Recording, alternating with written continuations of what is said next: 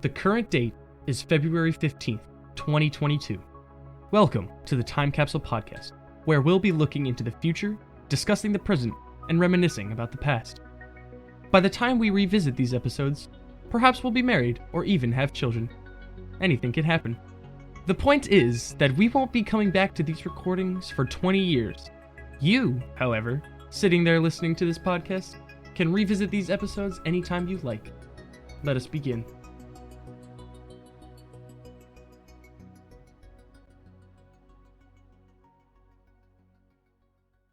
Hello, everyone, and welcome back to the Time Capsule podcast. If this is the first episode you're joining us on, welcome to episode 4. Thank you so much for being here. If you are a returning listener, also thank you so much for being here. And we hope you enjoy your stay and have a nice listen. Yeah, welcome. Glad to see you here, even though we can't actually see you. Same difference. Can I just say, just for context, for those of you who are not aware, we record this with each other in a video chat, and David, you are looking like generic long-haired YouTube gamer. I mean, insert name, like so many of them fit that, like Pro Jared, Aaron Hansen, Brutal Moose. XQC. It's hilarious, actually. No, I'm not making fun of you. I'm just saying it's just you kind of look like them. Get the side profile. Yeah, I'm half expecting you to like start promoting merch or something. I don't know. Anyway, this month we got something special. We got our first top 10 list. You see, for all three of us, video games hold a special place in each of our hearts. They played a significant role in our lives. We played them growing up. We bond over them. Our shared love for them. They're pretty freaking important. So we're gonna talk about them. Absolutely, we are. Yeah. But first, how are you boys? I'm wonderful. It's been a month. It has been a month. I'm okay. Yeah, it's been a. Yeah. Anything new? My mom got a new washing machine. Hey, let's go. That's always exciting. Yeah, it's one of the cool kinds where it's a top loader and it's got a glass lid, so you can look down and watch the show. Nice. Yeah. Anything else you guys are excited about that's happened since our last episode? For example, me in particular, I'm excited because they're bringing back King of the Hill. Shortly after we recorded our January episode, Mike Judge and what's the other guy that's like works, I can't remember his name for the life of me, but they announced that they are like making their own animation studio and they're bringing back King of the Hill. I'm so excited. Dang, it's a great show. Also, yes. A gameplay overview trailer of the Skywalker saga dropped middle of January. I'm very hyped for that. I think that is probably going to be the first time in maybe ever that I like buy a game within weeks of it having come out. You know, I usually wait. I'm what you would call a patient gamer, but I am unbelievably hyped for this game. No, yeah, the gameplay trailer looks so gorgeous. Yeah, it looks incredible. It's going to be freaking open world. What? Oh my gosh. I know, I'm not. And on top of all that, in the settings, you can turn on mumble mode. So I know. I think that's a nice touch. Yeah, the character will go back to the original mumbles. I gotta say, it's not just the mumbles though that made the original games funny. It's like what they did because they were mumbling, right? Like because they didn't have actual dialogue, there had to be like a visual, physical comedy there. Like in the scene where Darth Vader tells Luke that he's his father. Darth Vader pulls out a picture of like Anakin and Padme standing together, like pregnant Padme, and he points to the picture, and then he points to himself, and then he points to Luke, and you see Luke go, and then he jumps off the rail down into the pit. I love how it was just like completely quiet because you were like pointing and like pantomiming to us, and everybody else was like, "Oh yeah, that's a..." Oh yeah, the people in the audience like, what's going on? Okay, all right. With that being said, good to catch up with you guys. Let's get right into it. Number 10. Whoa, hold up. Number Hold up. 15. Whoa! I What? think this is how we should do this. We'll go by one. Jake, you'll do all of your honorable mentions first. Let's get them Wait, out of the way. no. Traditionally, honorable mentions come between 2 and 1. I'm impartial. That's how I have my script written up anyway. Because it's like a drum roll. yeah. It's like a Okay, lead up okay, to fine. to number 1 being the grand finale. I'm fine Alright, with that. fine. You're good. Yeah. Okay. So are we just gonna like you do your number 10, then I'll do my number 10, then David does his, Yeah. and then we'll just go. That's okay. how I figured Okay. we would do it. All right, my bad. So are we doing like Brian's 10, Jake's 10, my 10, Brian's 9, Jake's 9, my 9? Okay. Yeah, Pretty much, it doesn't yeah. have to go in any specific order so long as we, go in reverse Honest. alpha or Yeah, numeric so we'll, order. We'll all do our 10, then we'll all do our 9, then we'll all do so on and so forth. Descending order. yeah, Depends on that how is you look at correct. I know, Sure. that's what... That way. it. I pointed in 2 different directions. Brian starts off. Go ahead. Okay, Number all right, 10. I'm sorry. I'm mine- trying not to. I didn't mean to rip off the completionist there. I just love his show. Go ahead. Number 10, Zelda Minish Cap. The first game I ever played on my Game Boy Advance.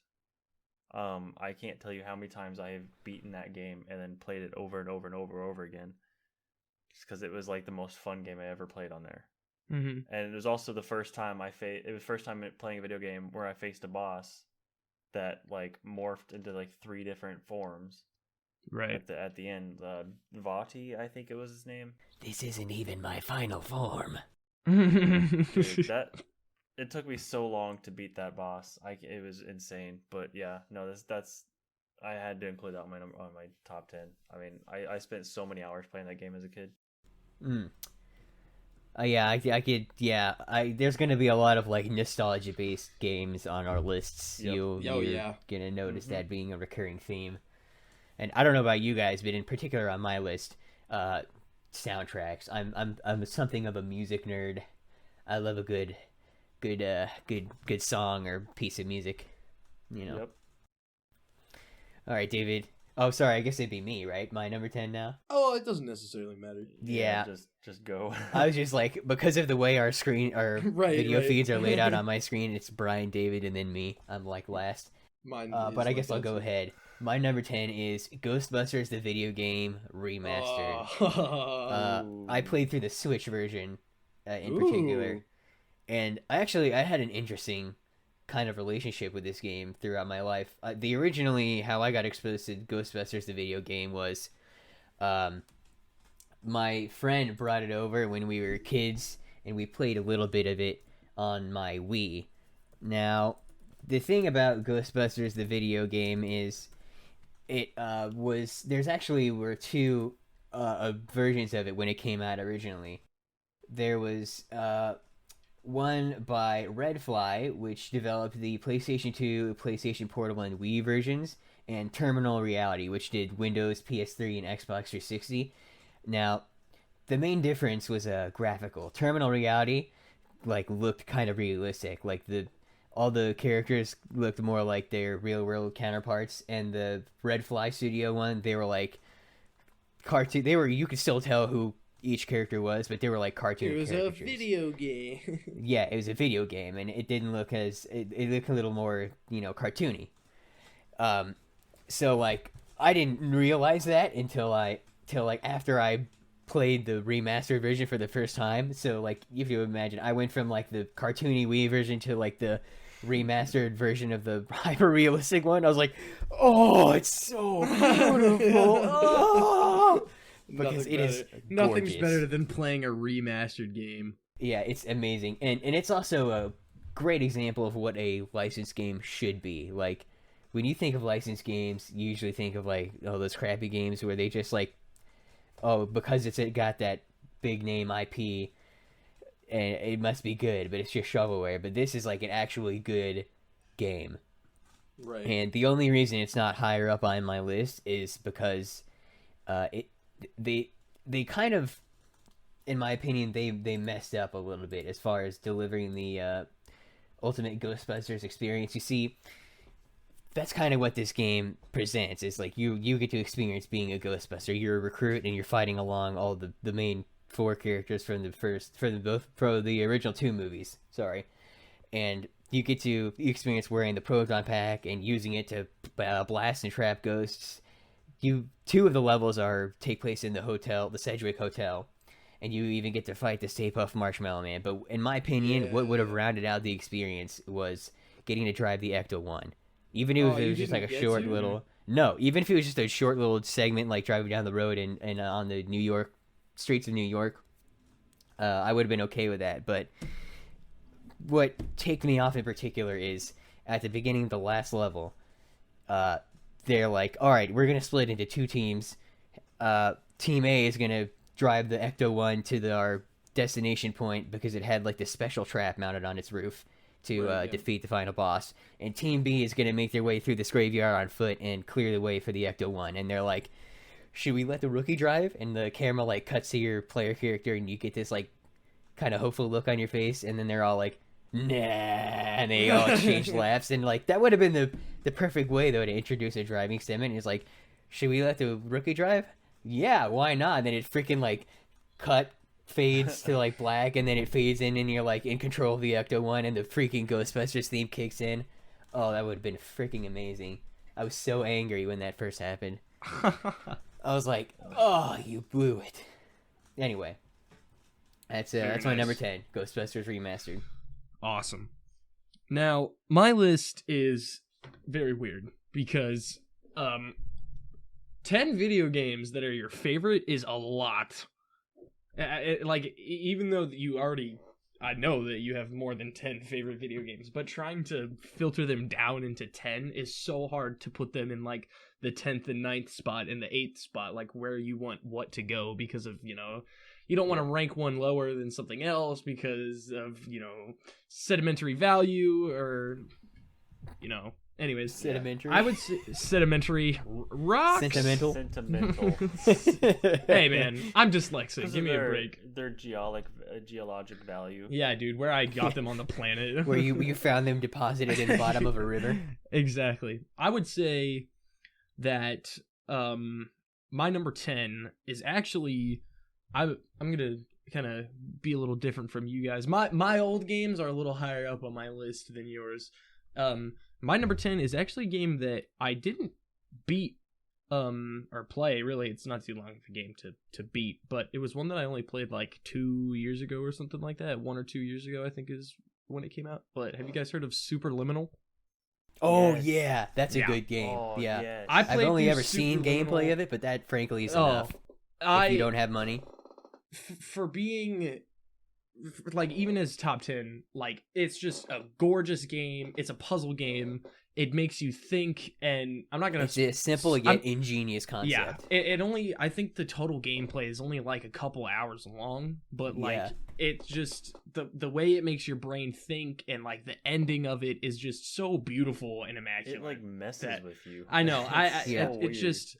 It's a beautiful game. It looks beautiful. It gives you a nice warm fuzzy feeling after you complete it, and maybe even a little bit of a sad feeling. But yeah, so that's my number 10. I don't have a whole lot to go into it because it's not the sappy nostalgic games. I'm not there yet. But I wish there were more games based around like a non-Euclidean physics mechanic. Yeah. So it's funny, I'm actually looking through my top 10, and a good majority of these were, they're not purely on here for nostalgia, but a lot of them were games that I played growing up, so they definitely have that nostalgic part to it. Mine are coming. Mine are on the way. They're just higher up because they're my favorite. Right, of course. That's how it works. All right, my number 9, Assassin's Creed 4 Black Flag. Oh, that's 9. You know what? For I've been meaning to get into the Assassin's Creed series, but I've never played a single game in that series. Don't play Valhalla. So they're all Valhalla. Any of the new ones. So Valhalla, Origins, and that other one I cannot remember for the life of me. Those the other big one. Those things are garbage. They very much stray from the actual Assassin's Creed line. They're published by EA, right? Yeah. Have they always been published by EA from the beginning? No, I think it used to be Ubisoft. Oh, well, they're not much better, but okay. But anyways, Assassin's Creed 4 Black Flag, absolute banger of a game. If you're Like, a fan That's the of the pirate newer one, right? Yes, the pirate one. You get to control your ship on the seas, Yar. which the ship battles are gorgeous in and of themselves. But also, I mean, even just going on land, normal Assassin's Creed games are just amazing in and of themselves. But adding that whole sea battle type factor into it makes it so much more fun. And then, Right. The sea shanties, so good. Oh yeah. Very very iconic voices. Like you hear one, and then if you play the game, I mean, the second you hear one song from that soundtrack, you immediately know, oh, this is from that game. They're very iconic. But overall, gorgeous game. I don't remember when it came out, but it's still beautiful. I love playing it. Nice. For sure. Well, my number 9 is Lego Star Wars 2. Ooh. On the GameCube, which was like a very big portion of my childhood. I grew up with N64 and GameCube, and then eventually Wii. Yeah, my earlier and most of my years were the GameCube and N64. And when I think of my childhood, the Lego Star Wars games come to mind. And while I do love the prequels, and they had to pave the way with Lego Star Wars 1, which was the prequel trilogy, I would say they perfected that design in Lego Star Wars 2. But with I'd say the Cantina works as a better hub world also, for example, in that game. And Yep. they were able to like flesh out like some of the extras and the not the level design, but the well, I can't. I'm having a bit of a brain fart here, but just overall, they were able to execute everything a little better. I remember what I was going to say. The character, the AI of like the enemies, was a little goofy in the first game. Not that there's necessarily anything wrong with it. It is, mainly aimed towards children, but it's a lot more refined in the second game, and there's also an adaptive difficulty built into the second game. Nice. Yeah, I haven't played the second one in a long time. Yeah. I mostly spent my time on the third one. And I remember, dude, I like sat there for hours trying to, because as a kid, I didn't realize that like the movies came out 4, 5, 6, 1, 2, 3. So I was like, how is Lego Star Wars number 2 the original? That doesn't make sense. It's number 2. Like I sat there for way too long. That's not brain around numbers. that. That's not how it works. That's suspicious. That's not how the weird. Force works. That's weird. I remember this from the Academy. David, All what right. is your number 9?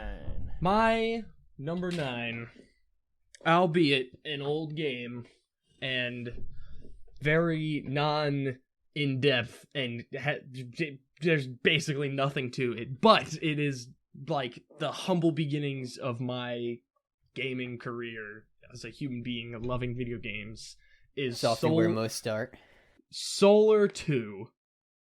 And I don't know if you guys know what Solar 2 is. I'm afraid But I'm not familiar. I've heard of it. Solar but I've never 2, played it. you start out as an asteroid, and you go around ramming into other asteroids until you become a planet.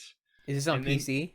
It is on PC. Okay. Sorry, I didn't mean to interrupt. It's super old. Like, I played it back when Right. I was like, it's just like a 2D. You just go around this like galaxy, and you just get bigger and bigger until you become a black hole and suck up the world and suck up the whole universe. And after the premise is that you're trying to make the world's like biggest intergalactic pie or something like that. That's the game.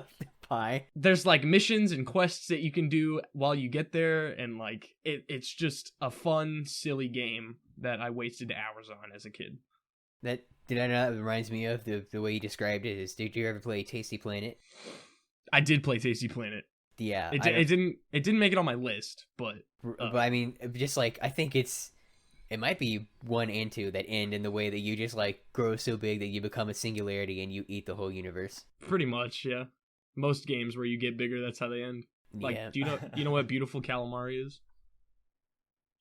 Beautiful. I've what? never heard of it. It's called Beautiful Calamari. No. and you're just like on this ball, and each level you roll around picking stuff up, trying to become bigger. Oh, are you sure it's not Katamari? It might be Katamari. Because Katamari. that sounds like Katamari Damacy, which is similar. It's like it's in the same game series, I think. I don't think you become a black hole in the end, but you have to like your dad or your whoever like frames you for destroying the moon or something, and you have to roll a ball to make it up again or something. I don't remember exactly. Beautiful Katamari. It's Katamari. Oh, okay. Yeah. I was a child when I played it. So. That's okay. And I didn't mean to sound like you jerk! A pedant there. Yeah. I was just trying to make sure I understood you correctly. No, yeah. Yeah, but I've that's never heard of that one. my 9th is Solar 2. Cool. All right. My number 8, The Elder Scrolls 3: Morrowind. Yeah. I never played that one actually.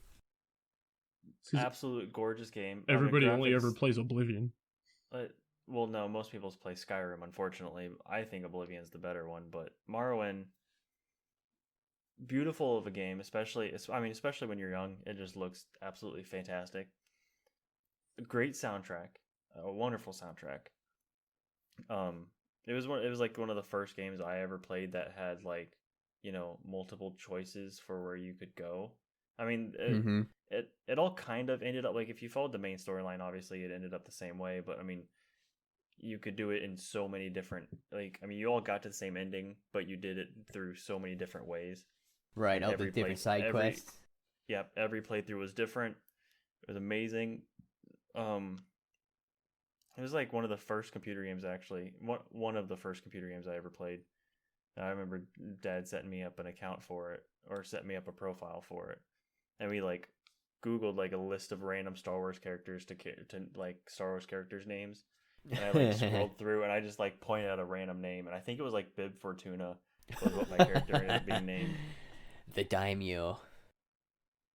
He was an Argonian, so I guess they're not really that similar. Bib Fortuna. Daimyo of Mos Espa. You should have kept that, dude. That should be your like permanent gamer tag, Bib Fortuna. I might change it. That's amazing. You have to start wearing a hat that looks like the Leku of the Twi'lek.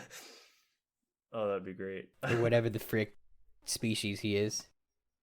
I'll just get like one of those neck pillows, but like have it be super long. Just wear that around my neck all the time. What's your name? Bib Fortuna. Awesome.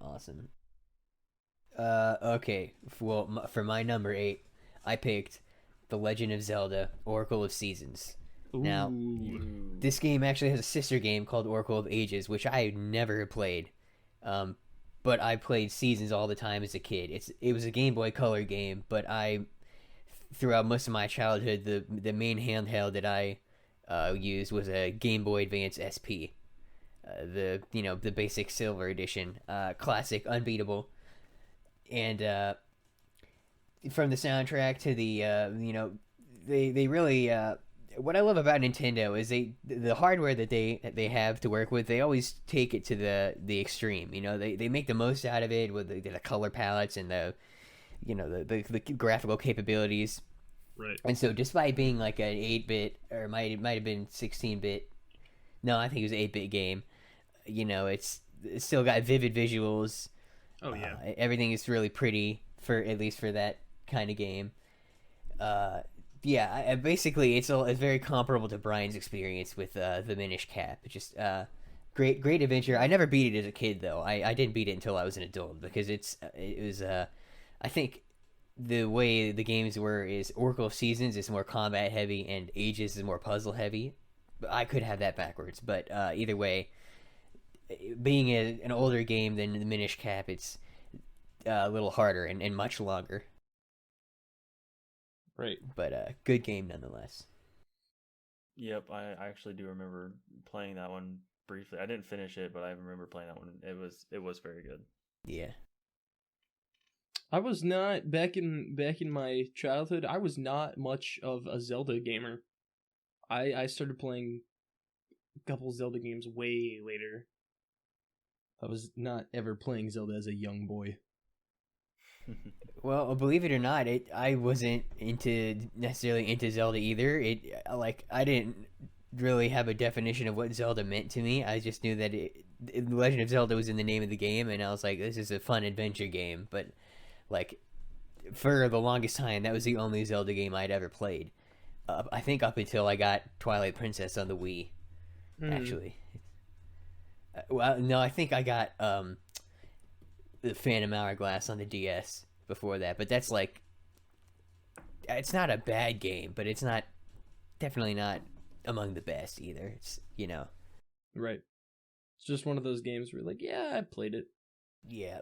I mean, the downfall of it, again, Nintendo leaned really hard into the touchscreen controls this time because it was on the DS. So instead of using the D-pad to walk around, you use the stylus on the touchscreen, and like, instead of hitting like B to roll, you did a little scribble on the side of the screen. It was awful. Are you talking about kind of like not intuitive at all?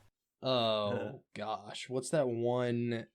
It's if you don't recognize it by the name Phantom Hourglass, it's also known as the one. It's the prequel to Spear Tracks, and it's the one where you get on a boat and you go from like island to island. There's a Kirby game on the Nintendo DS. I want to say it's like Mass Attack. Yeah, Mass Attack, where you have to like draw around with the cursor and stuff. You know what? I played a little bit of Mass Attack. I don't remember any drawing, but you do have to fling 10 little Kirby's around the screen. Yeah, you have to. If you get them all in a ball, you can draw them around and they'll move around. It's I didn't like it just. I must not have gotten that far. You didn't use the freaking joysticks at all. It was just. That would drive me nuts. I remember that not being as bad as Phantom Hourglass.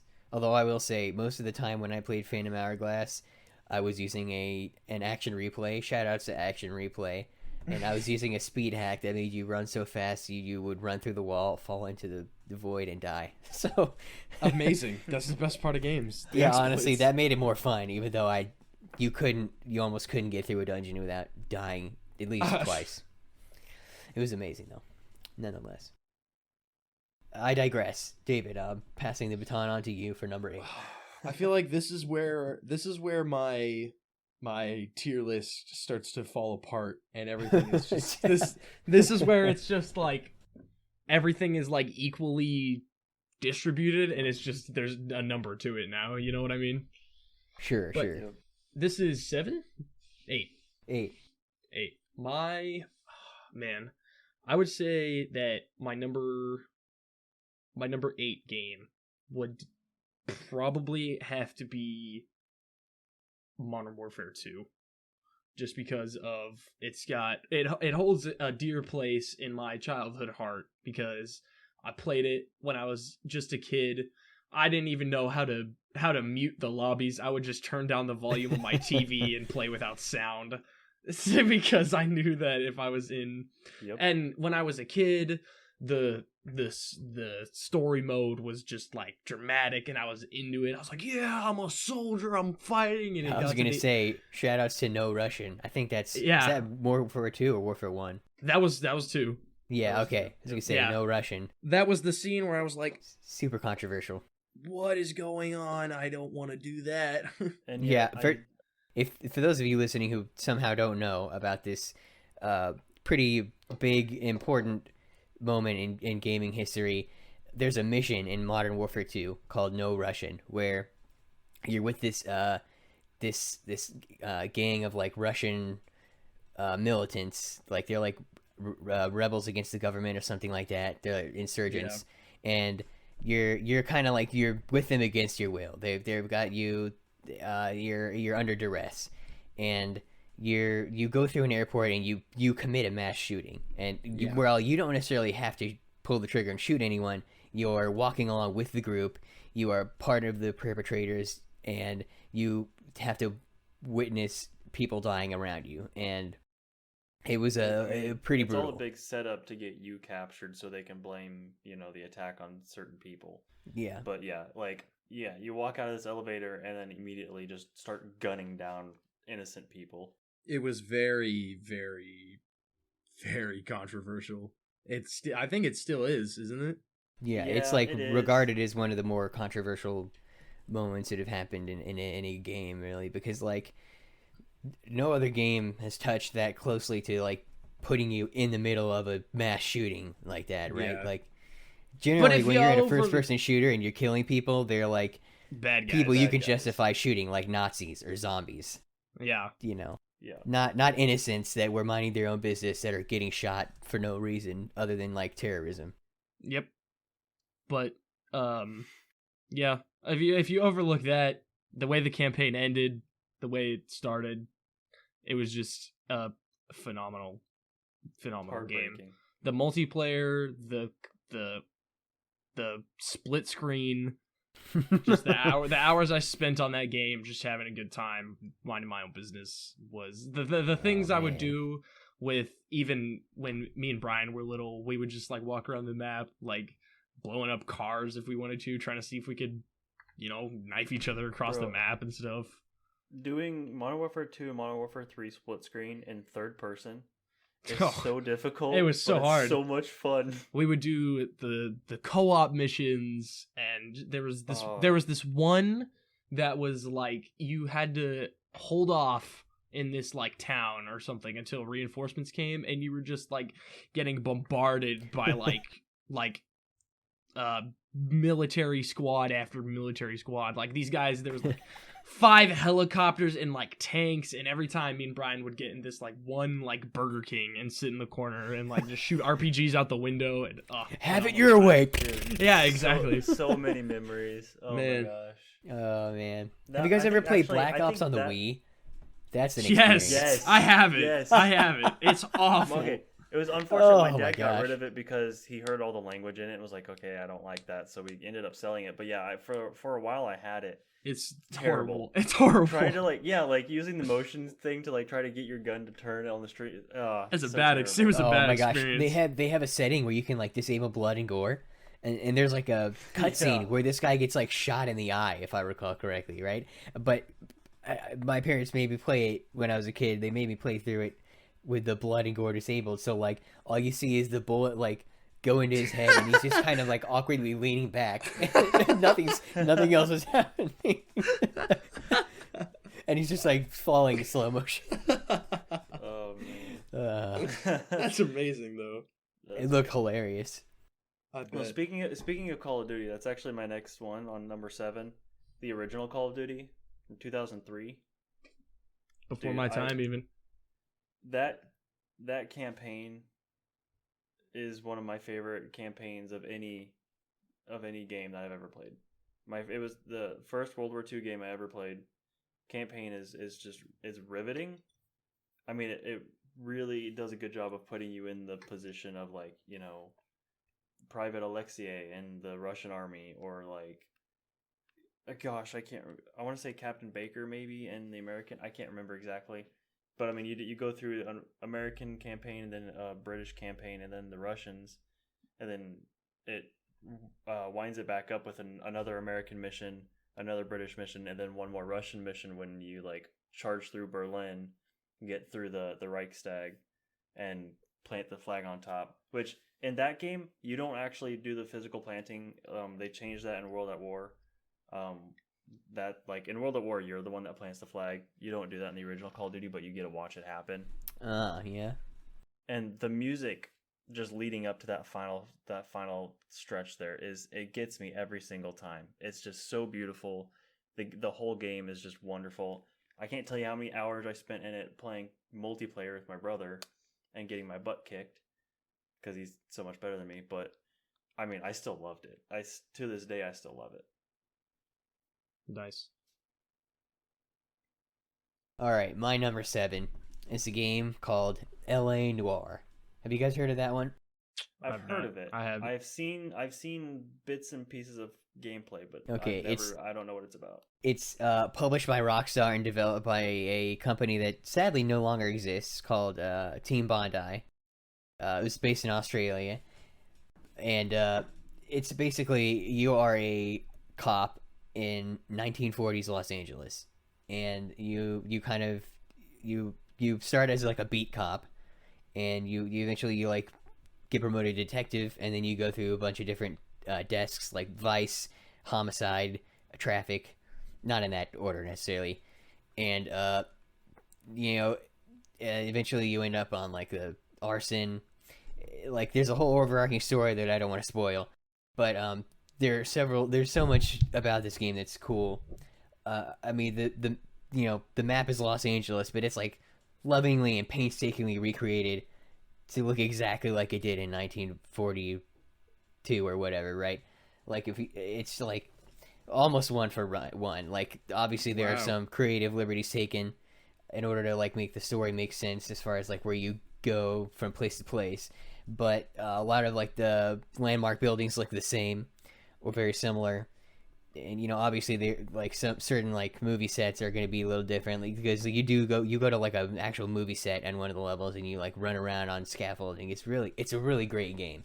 It's a third person shooter, and you also you drive around. Like you drive around to like from point A to point B, or you can make your partner do it and it'll like kind of just cut to you being at the wherever you're going. But it was funny because like my dad took an interest in it because there's all these like classic cars in the game that you can also drive, and watching him try to drive from point A to point B, so funny. He hit everything in between: people, mailboxes, streetlights, other cars, people. Is hilarious.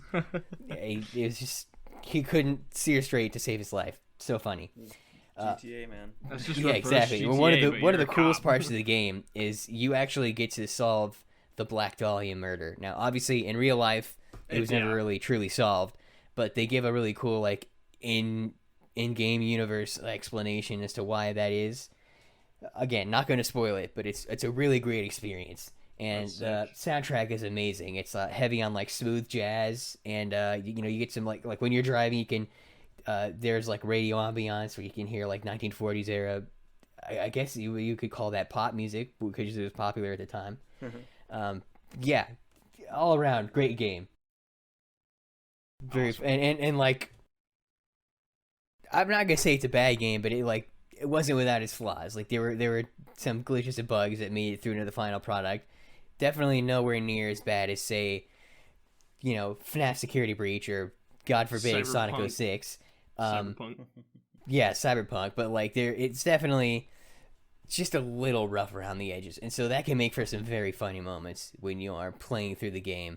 I'm not gonna list anything specific, but I would highly recommend, if you just plan on watching a playthrough, the Super Beard Bros playthrough. Alex Fossiani and Gerard Khalil. Very, very hilarious. Nice. Awesome. Will do. That was 7. Yes. All right. My number 7 is, man, I hate this, There's so many great I feel like I'm I doing hate a this. dis I feel like I'm All doing right, a we're stopping the podcast. He hates no, it. Goodbye. no. I mean, like, I feel like I'm doing a disservice to all these amazing games. Oh, I understand how you feel. I get you, man. I'm sorry for 100%. putting you way back, number 10, but I think that number 7, although it's not much in the way of stories, and but the replayability of it is probably what makes it the game, is Mario Party 8. Oh yeah, Game of the Year, baby. Yes. Yeah, Mario Party. Honestly, 8 Yes. I on think the that one's a Nintendo little Wii. underrated. You think You it's know? not good on 7? No, what? Oh, I No, see like, what you the mean. game When it itself is came not- Yeah, out, like definitely. people kind of hate on it too much. Like I understand they hate on 9 and 10, but I Right. think 8 deserves It a little looks more love. understandable.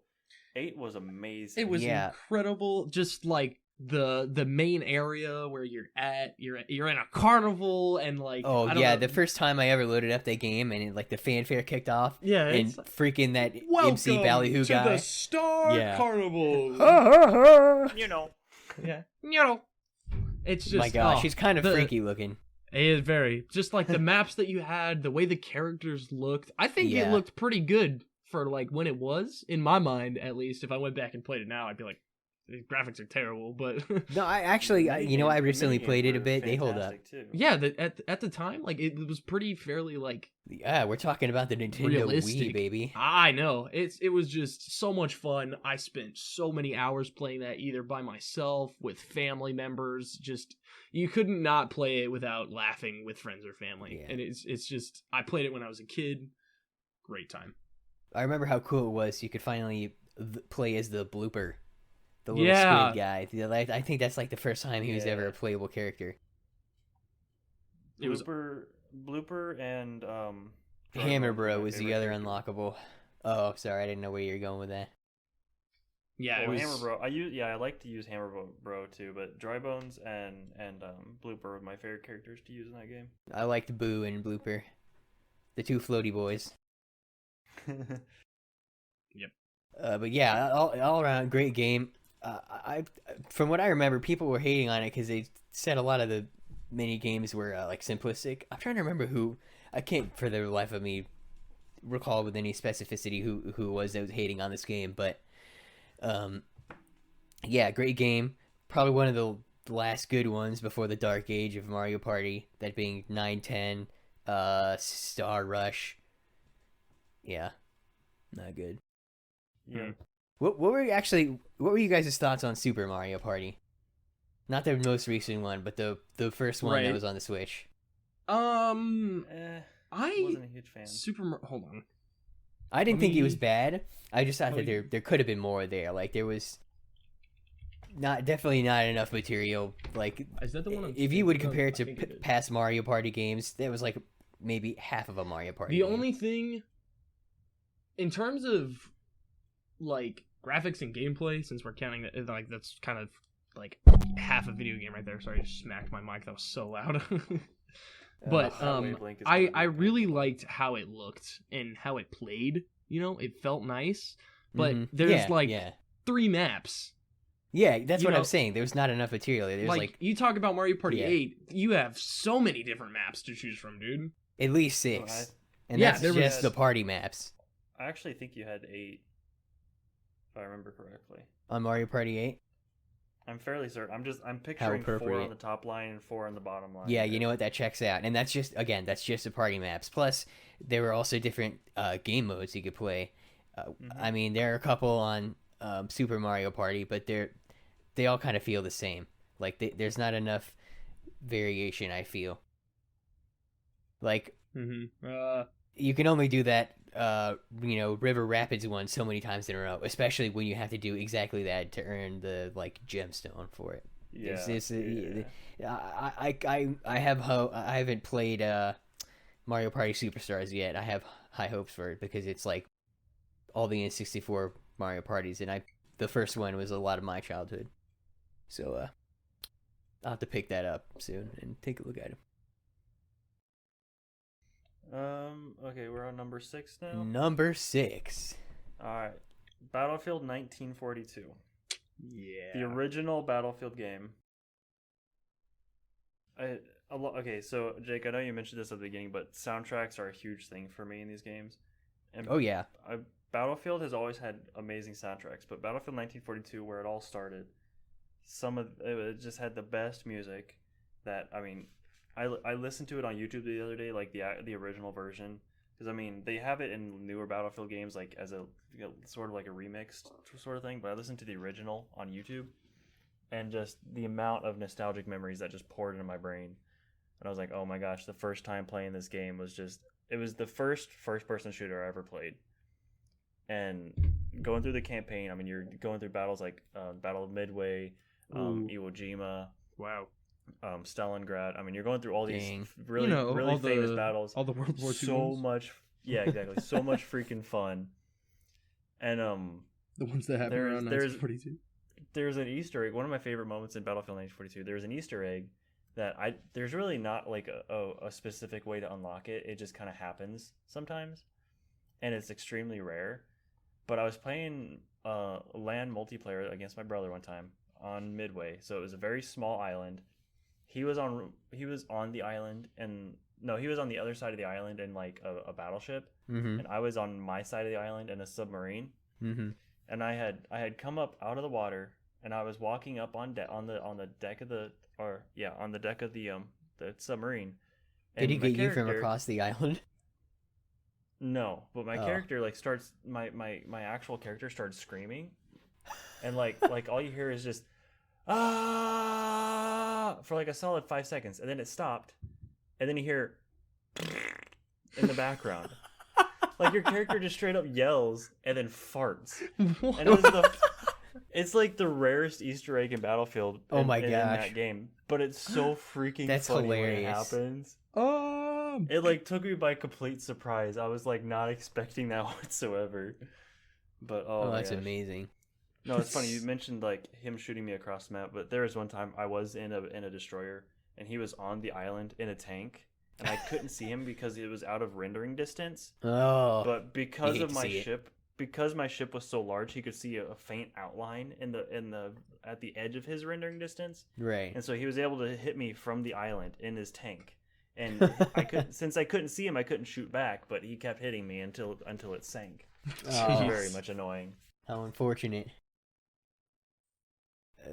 We're on 6, right? Sorry, I Yes, got a little 6. lost in that. That was funny. Farts. Anyway, haha. my Comedy. number 6 is a little game called Drawn to Life. Have you guys heard of that one? I've never heard of that. I love Brian's face that he made. He was like, "What? Drawn David? to life? Does that sound I familiar at haven't- all?" No. Okay, this game came out in the early, like right in the like middle of the DS's lifespan, right? So basically, it's a 2D platformer, and you play the role of technically you play the role of like the god of these creatures called Raposa, and they're basically like anthropomorphic cat Bugs? people, for lack of a better word. Oh. And it's made. Well, let me give some little context here. It's made by the developers Fifth Cell, who are probably better known for the Scribblenauts series. Oh, what? Oh, okay. Yes. Okay. And so it's a It similar looks- but still different art style to that. I'm it's looking at like it they right don't now. look It like looks- paper dolls. It looks so fun. in Drawn to Life.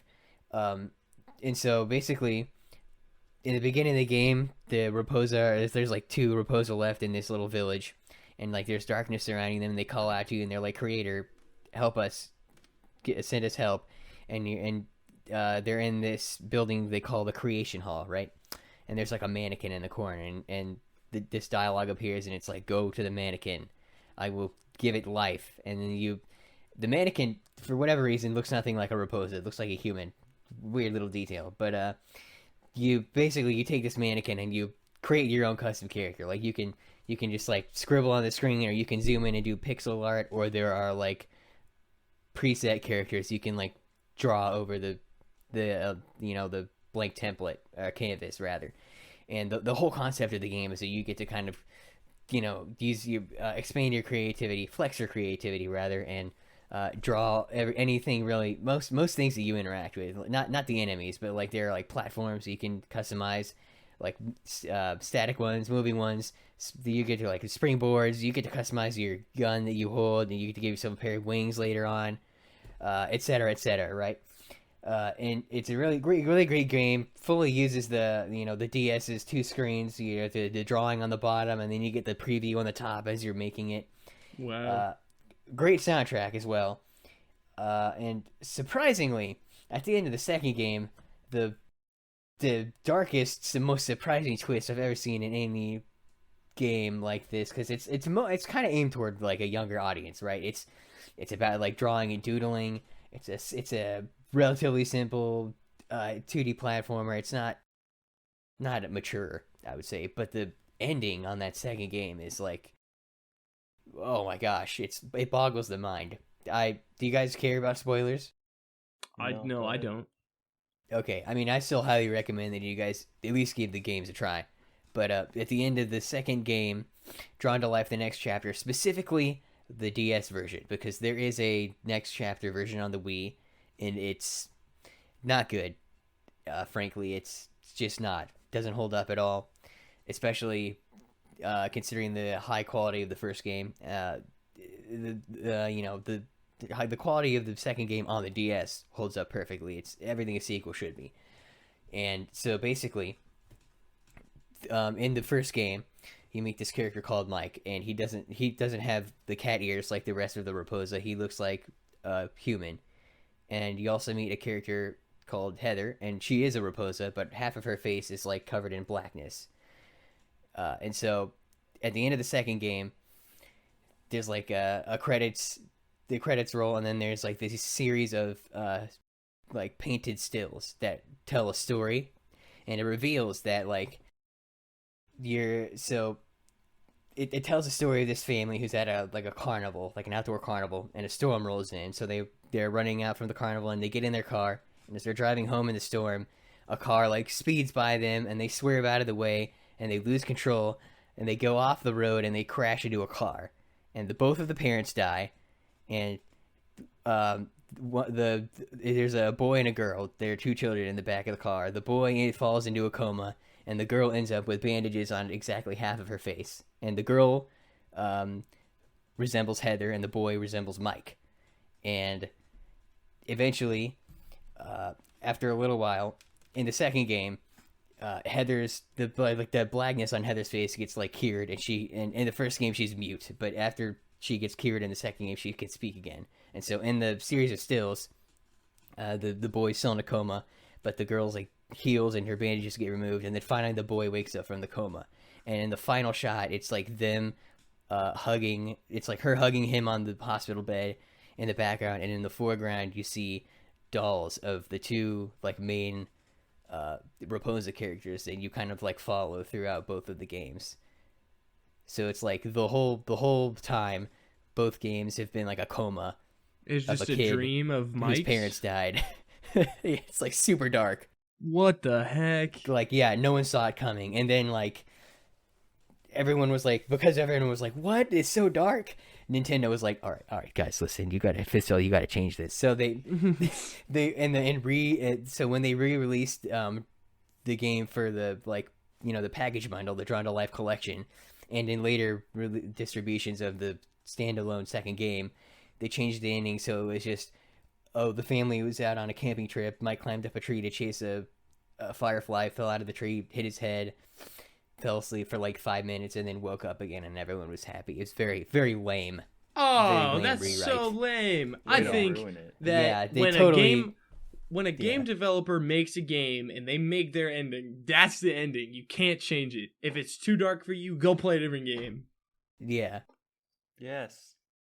No, and everyone agrees that should not have happened either. Like we were just, it was worse than the first ending. It's just so surprising, like of how dark it was, because like this is like the whole time you're like, oh, happy go lucky, you know, the music's all pleasant, and you're like, you know, on a playful romp through this fantasy magical world, yeah. And the enemies you're shooting aren't even evil looking. They're these like little creatures called bakis, and they go wah whenever you shoot them. And they're cute too. They're little cute little things. It's like it was like out of left field, man. I'm tearing up. No, I'm kidding. All right, David, what is your number 6? My number 6 has to be Donkey Kong Country Returns on the Wii. You know, I was just talking to Brian about that. I'm not as big a fan of that, really. Really? Yeah, I loved the original Donkey Kong Country. I had the Game Boy Advance port of it specifically.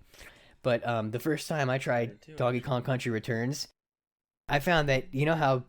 Have you played the original Donkey Kong Country? Yeah. Okay, so you know how to do their roll, you hit B?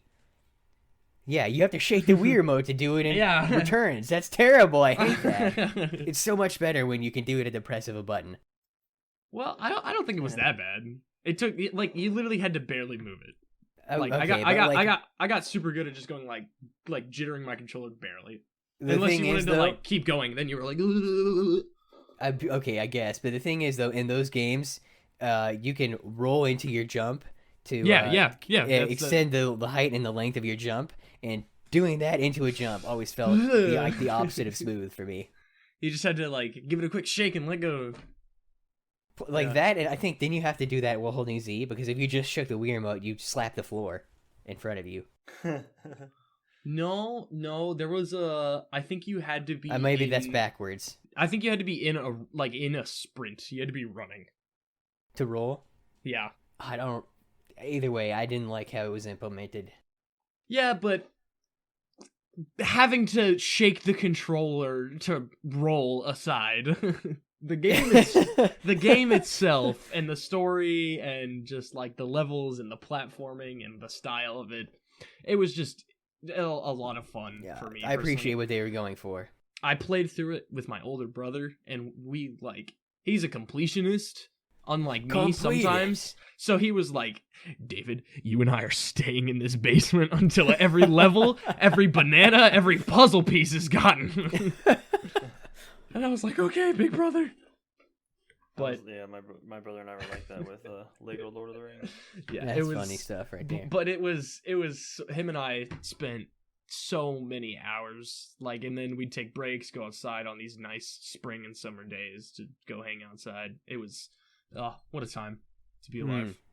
Yes. Um, Just think about it. We were born too late to explore the ocean, too early to explore space, but we were born in just the right time to enjoy all these great games. Oh yeah, Worth it. Yeah. Worth it. Yep. Okay, so I'm not going to say too much about my next like 3, just because, time wise. Well, So I don't think it's that big a deal. Okay. Well, I personally, I'm not going to spend too much time on them. I have. Okay. I do. All right. I do have school in the morning. Yeah. So okay. So number 5, Star Wars Battlefront, the original 2004. Yeah. Nice. Screw EA. Yeah, I mean, there's really not much you have to say about that game. If you've ever played it, you know how great it is. That's true. It's amazing. That was the first first person shooter game where I learned how to fly. Yeah. Being Like in a playing on a jetpack, or in a ship. No, like in a ship. Okay. So like, on the Bespin platforms map, I learned at a very early age, you can take a Delta Starfighter and a droid, a Vulture droid. And you can fly them. If you hit them at the right angle, you can fly into the bridges that are across the platforms and just light people up as you go through. It's very difficult, but you can fit in there. And I learned how to do that, and I would rack up points like nobody's business. Just Amazing. Flying them How in big there. is the bridge? It's not very big. Like, I mean, if you tried to park like a Delta Starfighter in there, I mean, you've got maybe 4 or maybe like a foot or 2 on each side. Which one is the mean, Delta? Is that the like longer, sleek It's triangular? the triangle one. Yeah. Okay. Delta Triangle OMG. Right. Which was the one that they were like Anakin and Obi-Wan were in the beginning of Revenge of the Sith? Those are Ecta class. yeah. Ecta 2 class. That was actually the precursor to the TIE Fighter. Right. Okay. But yeah, you can fly those small ships in those bridges, and it was hilarious. I was trying to watch a couple of my other friends recently try to do that, and they, for the life of them, could not figure out how to get those ships in there. And I'm like, dude, it's not that hard. I learned this at like 12. You're like, glitches are our speciality. Just get good, kid. Sith are our Okay. specialty. My number 5. I'm sorry, were you done? Yeah. Okay. My bad. Sorry. My number 5 is Wario Land 4. Now, Wario Land, obviously being the 4th in the installment in the series, you can kind of imagine, maybe the series has been getting a little long. Maybe it's not as popular, and maybe that might be true. In my opinion, it's underrated, but it's a gosh darn masterpiece if ever they were one. It's a 2D platform on the GBA. Great example of how well used the GBA's color palette was, and quintessential Wario game. Like, frankly, I think this is when they really started to establish his character, like get it to where it is today. He's like really going after the money. I mean, he's always been going after the money, but like for the first time in this game, he's got a health bar as well, and so you can that gives you more opportunity to avoid losing money that you've collected, right? And you're also going after like these treasures and these gems, and the bosses are fantastic as well. And then top it off with a great soundtrack, and you've got an overall great game from the GBA 16-bit era. Wonderful. I never played any of the Wario World games. Oh, Wario World on the GameCube. Now that's one heck of a game. You can actually suplex enemies in that game. It's fantastic. That's awesome. Yeah. That's beautiful. Yeah. It's amazing. But it's a weird game. Yeah, well, it's Wario, so. Yeah, if you're ever, any listeners out there, if you're ever going to play any Wario games, I would recommend Wario Land 4. and Wario Land Shake It. Those are some great games. All right, David. Coming Number in, five. number 5 for me is probably going to have to be. Are we doing one game per like series? I thought we agreed it was like up like 2 or 3. 2 or 3? Okay. Maximum okay. of 2 with 1 spin-off. It was Okay. 3. I'm We already should have there. talked about this at the beginning of the episode, but it's fine. It's fine, whatever. But my number 5 is probably going to have to be Kirby's Epic Yarn. Oh, that's a good game. Because- That is a Yeah. good game. It was just like so like different. Like it was such a like just I don't know. It was a cool take being able to like turn into all these different things in like the middle of levels, and like just the story mode was great. The bosses at the end of Worlds were always challenging enough, you know. Obviously it was Yeah. a kids game, so it wasn't like too terribly hard. The soundtrack Mhm. phenomenal. The volcano level, oh my gosh. There's this My one personal favorite was the like Techno Circuit City. Yeah. It was and like Mm. the way you like it was just beautiful. The way the whole game was put together Yeah. was so much fun. Shout outs to Goodfeel, who are the developers yeah. of that game. And they also developed Wario Land Shake It. They actually Yeah. did, I think they did Shake It first, I want to say. They did. Yeah, and then they went on to do more aesthetically beautiful games like Kirby's Epic Yarn, Yoshi's Woolly World, Yoshi's Crafted World. And the thing about Kirby's Epic Yarn, another thing that I really liked, is that you had like your own apartment. And as you went through the game, Oh, yeah. if you like pulled on like certain like tabs and stuff, hidden stuff, you could get like furniture, and you could go into your apartment and like decorate it if you wanted to, and you know, spend some time in there. And the music was peaceful and it was great, you know. Yeah, and you could, if you sat Kirby down on a chair or a bed, he would fall asleep eventually. Yeah. It's adorable. What a game. Yeah, That's my and number that 5. that yarn mechanic, ingenious. I mean, I know. instead of just killing your enemies, you unravel them. I know. And you can Whoa. unzip the level background and unlock an alternate path. Yeah, there was Oh so my much. gosh. It was just such a interesting, in-depth game Yeah. that I loved to play. Here's a little fun fact about that, little Easter egg for you. So, there are a couple instances in a couple of levels where you can, one of the transformations is you turn into this little like digger drill thing. You know what I'm talking about? Yeah. Yeah, and the music kicks in and it's like dun dun dun dun dun dun dun dun dun Yeah. dun dun dun. Okay, so Goodfeel went on to also develop a couple of the games in We Play Motion, the sequel to We Play, a couple years down the line. And one of the games they made is called Veggie Garden, which is basically whack-a-mole, but Right. with a a nice Nintendo Wii aesthetic. You're trying to hit the moles. You're got a hammer, and the music is that same melody, that dun dun dun Oh dun my dun dun gosh. dun dun dun dun dun dun dun. And you can really like tell that it's a melody when you grab the like. If you get a certain number of combos, your your hammer will like power up, and it'll go do do do do do do do do do, and it'll really accentuate that melody. That's amazing. Oh my gosh, I love Yeah, that. nice little callback there. Dude. Awesome. What are we at? Number 4 Number now? 4. Number Alright. 4. Age of Empires 2. Nice. I know David has played it because I bought it for him, I think. But anyways, I haven't. I have. that game, one of my earliest real-time strategy games. I mean, I can't really say that much about it other than I mean, it's a beautiful game. It is an absolute gorgeous game. I mean, it's old. It's like 17 years old now, and the graphics are very pixelated. But I mean, that again. Okay, so another. This is another instance of having an amazing soundtrack, and we had the game on disc, and I learned that if you put the game disc into a CD player, it plays the whole 30-minute soundtrack for the game. Oh, I love stuff like that. And it was I literally fell asleep to that playing on my CD player, like sitting next to me, because the music was so beautiful. I could fall asleep to it.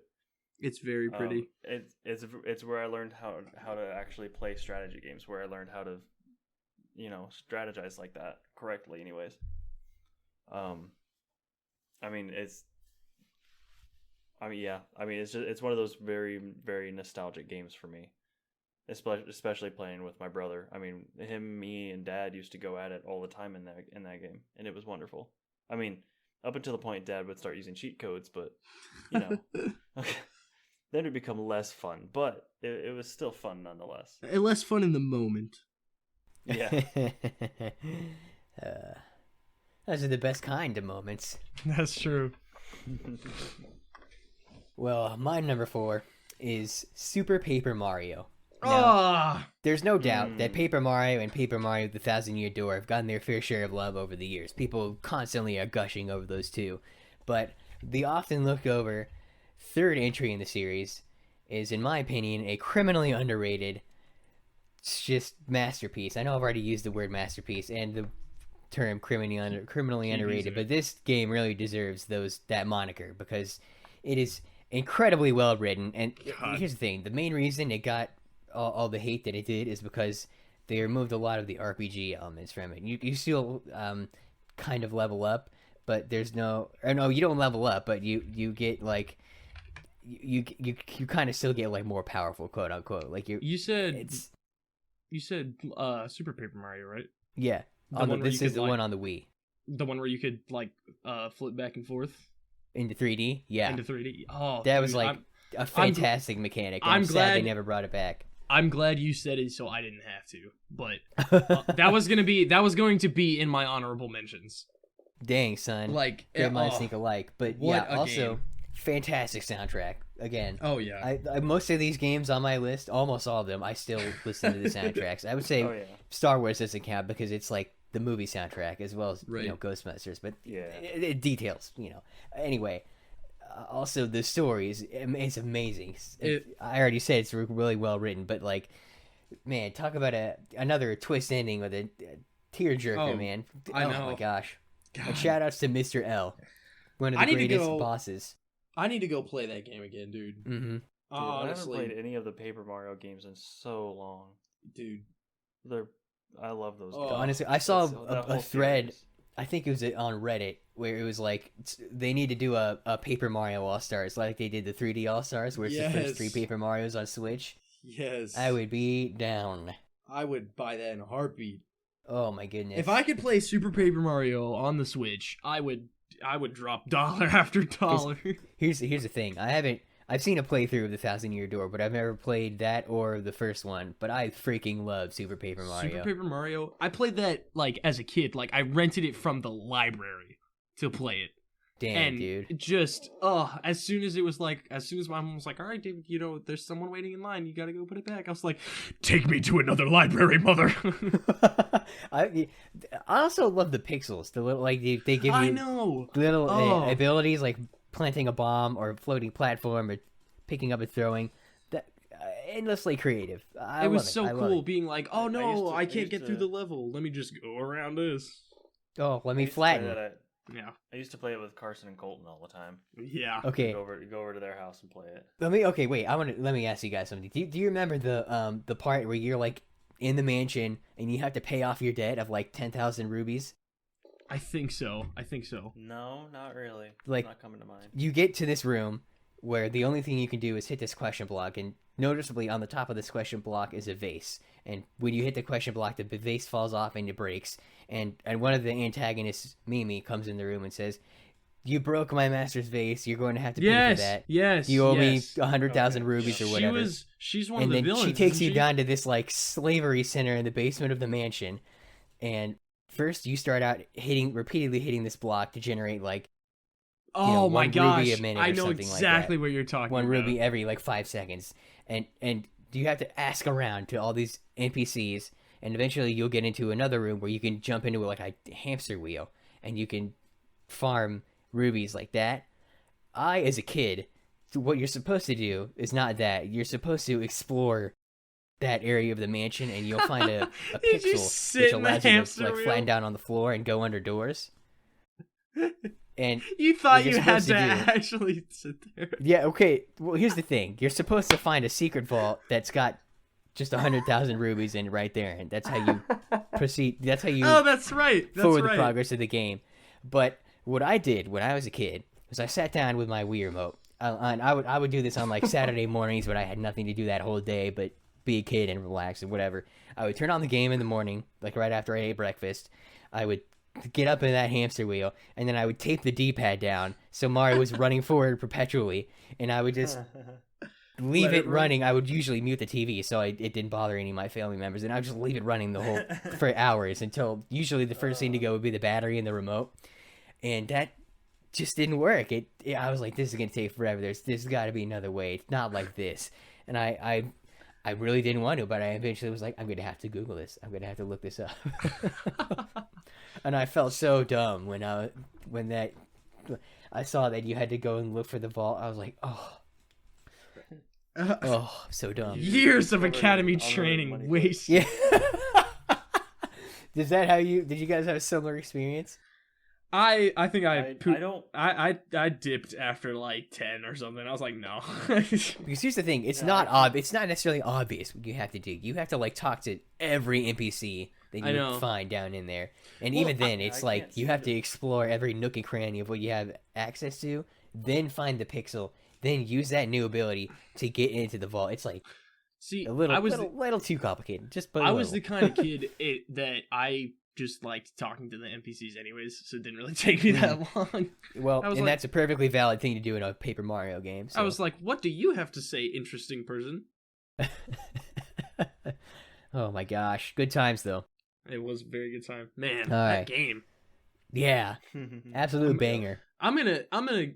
I'm gonna get it. Anyways, You do that. my number 4.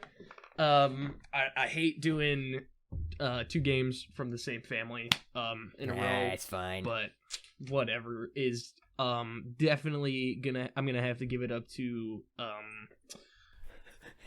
man, I just forgot the name of that game. Do you not have like the written list in front of you? I do. Hold on, let me pull it up. I had it. I had it minimized because I was looking at my capacity and you guys. Wait, where'd it go? It's a Kirby game, obviously. Kirby's Return to Dreamland. Okay, all right. Yeah. Kirby's Return to Dreamland. Valid. That's a good It one. was. That's a very good one. It is a very good one. I played it shortly after I finished Kirby's Epic Yarn, and Kirby's Return to Dreamland, like all Kirby games, is kill enemies, make your way through the game. But one of the things that I really liked is every now and again there would be like a super enemy. That if you sucked it up, you had a limited amount of time to use their power up. So like the swordsman in Kirby games, or like the cutter dude. Like if you press like the attack button, it'd bring out this like huge sword, and every time you it used kills every enemy on the screen. it kills like every enemy on the screen. Every time you used it, it would like change. So sometimes you would get like a katana or like a butcher knife or like. There's and a similar just- mechanic in Planet Robobot. Have you ever played that one? No, Kirby Planet Robobot. I haven't. Oh my gosh, it's amazing. It's Kirby, but there's he's so in many. a mech suit. And the mech suit also has the copy ability. So you can have like a sword robot, you can have a fire robot, etc. It's freaking amazing. There's so many Kirby Can we games that agree I have to play. Kirby is probably one of the most violent characters in video game history. Yes. And he's a baby. Like his whatever species he is, he's a baby. Yeah, He's like, oh, somebody stole my cupcake. Let's destroy the world. Yeah. but that's actually the plot of Kirby's Epic Yarn. If you guys didn't know, Yeah, I know. It's This is- insane. The man is so violent. Or the Child. thing, it, but the thing, um, the gumball. I don't know. The gumball. but man, the story of that game is, you guys don't care about spoiler, right? Jake, you know No, you know how go to- right ahead. Okay. I haven't. I don't think I played it all the way through anyway. But the way the story goes is this guy, man, what's his name? Who's the dude that pilots the lore? What? The ship, the LOR lore. It's the blue ship with the paddles. The Halberd? No, But- that's Meta Knight. No, that's Uh, Meta Knight. I was gonna say. Played it. I don't know about the lore. Who pilots The deep can't lore. the lore in Kirby? Megalore. Magalore. No, okay. Magalore. Okay. This dude, Magalore, his ship crash lands, and all these parts of his ship, scatter across the world. Classic video game, am I right? And he's like, oh, you have to help me, my ship crashed. So you go through this whole game side by side with Magalore. Like, he's basically the home screen, like the lobby where you go to like do stuff, test out power-ups, go play mini games. You're inside his ship. And at the end of the game, he turns on you and he's the final boss and you have to fight him. Oh my gosh. And Spoilers. No, I'm kidding. It's just such an epic battle. And there's like 3 different parts to it or something. And it's just so crazy. And every time in a Kirby game, whenever you get into a battle and in that Kirby game, it was always like it was just epic music. Oh man, sorry for that awful rendition, but it was it's one of those games that you just spent every second that you had free playing it. You were like, I have to beat this game. I have to see where it's going next. That's on the Wii, right? Yes. Yeah. If you want to play it, come over to my house. 4 players. Yo. It's a great time. Let's go. All right, that's my number 4. Okay, so Also, I'm did on you my ever? number Sorry, 3. just real quick while we're talking about Kirby, did you ever play Kirby 64? Yes. Yeah. Oh, Man. shout out to the ability to mix your powers. Yeah, Oh. yeah. Freaking Mhm. sweet. All right, yeah. Moving on. They do that again in Kirby Star Allies. What? Really? Yeah. Oh my gosh, I thought they never brought that back. All right, I'm gonna have No. to pick. What console is that on? Switch. Switch? Yeah. Oh, okay. I don't have Yeah, any money for you that. can friend the No. you can befriend the enemies and then combine your powers to like get different powers. Oh, It's snap, awesome. dude. It's awesome. It's so much fun. Sorry, go ahead, Brian. No, you're good. Okay, so hold on. I just want to clarify how we're doing this. We're down to our top 3. Mm-hmm. So do we want to do our honorable mentions before we get to our top 3, or do our number 3 and then 3, 2 mentions 1. Yeah, okay 3 precisely. mentions- Okay, all right. So number 3, Portal 2. Oh, That's my number And one. Oh I man, I don't think I need to explain why. I respect. Indeed. Portal 2, beautiful puzzle game, and if that's all you're looking for, then I mean, awesome, great play. It's awesome. It's amazing. It's immaculate. Yep. But then, if you really want to look into the lore of it, there's like a horror aspect to the background of it. In the first game. Sort of. And the first game. And the first, yes, the whole like that whole universe between Half-Life and Portal is just amazing. Yeah. I mean, even And if it's- you it's- ignore that, the Portal games on their own are fantastic. Oh yeah. They are, like I said, if you enjoy puzzle games and you just like, I mean, with a good story, Portal and Portal 2, fantastic. But Portal 2 is like where it like really starts digging into the Yeah. backstory of It does Aperture. everything a sequel should. And yeah, And I know I've said it's that just before too, so but I good. just can't, And Sorry. like, yeah, no, you're good. It's just the whole underground section, like the beginnings of Aperture, is just it creeps me out every time I play it. Just because like finding all the back rooms, like where the Borealis was, Yeah. like Ah. originally, like it's so spooky It's every so time. fun, especially. You know what a but part of it it's is? so You know what good. part of that spookiness is? Asbestos. The ambient music, the Yeah, soundtrack. the ambient music. Did you say asbestos? No. Asbestos. Moon rocks. Exactly, bro. And it's so well written too. I mean, No, it's. I don't know if I it's- can think of any other game where the antagonist it calls you fat and adopted as you play through the game. And it's like it's another. And J.K. Simmons. It's though. another Oh, one of those yes. games. I love games where you go alongside with an ally, and then you know what I mean. You know what I mean. Yeah. Yeah. Oh. It just adds a whole another level to the game of just Yeah. what just how many happened? times do you get to team up with a potato? Let me just put it that way. Exactly. Against an idiot that controls a huge facility that can kill you. Yeah. Yes, and in both the first game and the second game, throughout the credits, you are delighted to a beautiful song sung by the main voice actor of the very enemy throughout the games. Beautiful. Iconic. That game. Not even to mention like the multiplayer aspect. Oh, The dude. co-op. Oh the my gosh. perpetual testing initiative, the like user-made levels. Ooh. Or the mods. Oh, man. Oh. I think I And actually. they're so funny to play. I know. For those listening, you won't be able to see anything, but right over here, Jake, in front of my closet right here, I set up a desk, and Brian brought his laptop over, and we played Portal 2 like all day long. Yep. Like a Yep, I remember whole that. day, just co-op level after level, and the trolling that happened was just That game is perfect for trolling. It's so funny. It just It comes out of is. nowhere. And it's Especially because hilarious. there are literal emotes where you can laugh at each other. You Yo. can go to high five and like you block people from getting into their tube. Oh my You just goodness. like watch. You just like stand on the light bridge and watch them come towards you, and then you put your portal on somewhere else and watch them fall down. Dude, okay, I Oh. remember. Okay, back in like before I had got into PC gaming, in the kind of early days of the Xbox 360, this was one of the first games I had on it. And for context, one of the achievements on that game is called it's called Friends List with Benefits, and if you to get it, you have to hug 3 people on your friends list.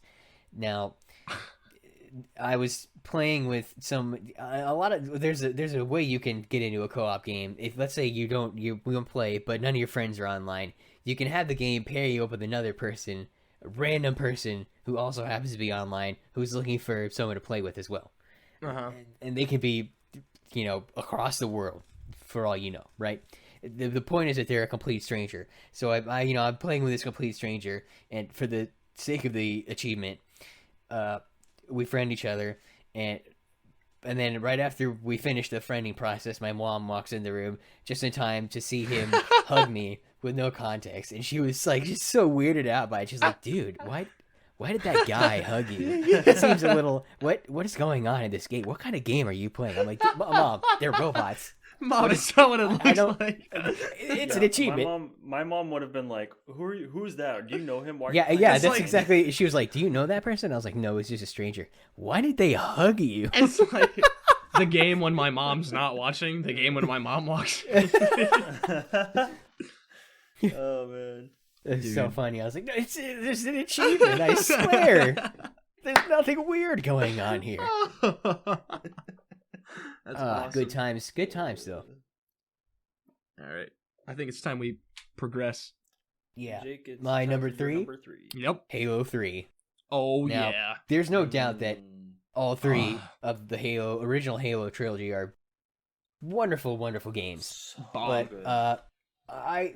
Halo 3 personally was an experience that I had like no other Halo game. I mean, the way I enjoyed the multiplayer was just unbeatable, uncomparable to any other. I mean, back in the day, in my early days in the Boy Scouts, my troop hosted a lock-in where basically we would get together and we would pull an all-nighter, and we brought Ooh. together 3 Xbox 360s and we did a system link. And I Oh. remember that means we had, what's 4 times 3? 12? We had 12 players going on in one game, and That's it was awesome. beautiful. Awesome. Shout Did you outs have to- just like a semicircle of or just like couches all over the place? No, we had TVs, like we had one like big TV in a corner of a room, and then like super like really close to it, like very poorly optimized close to it. It was another TV like on a rollaway cart, like they have in their elementary school. Yeah.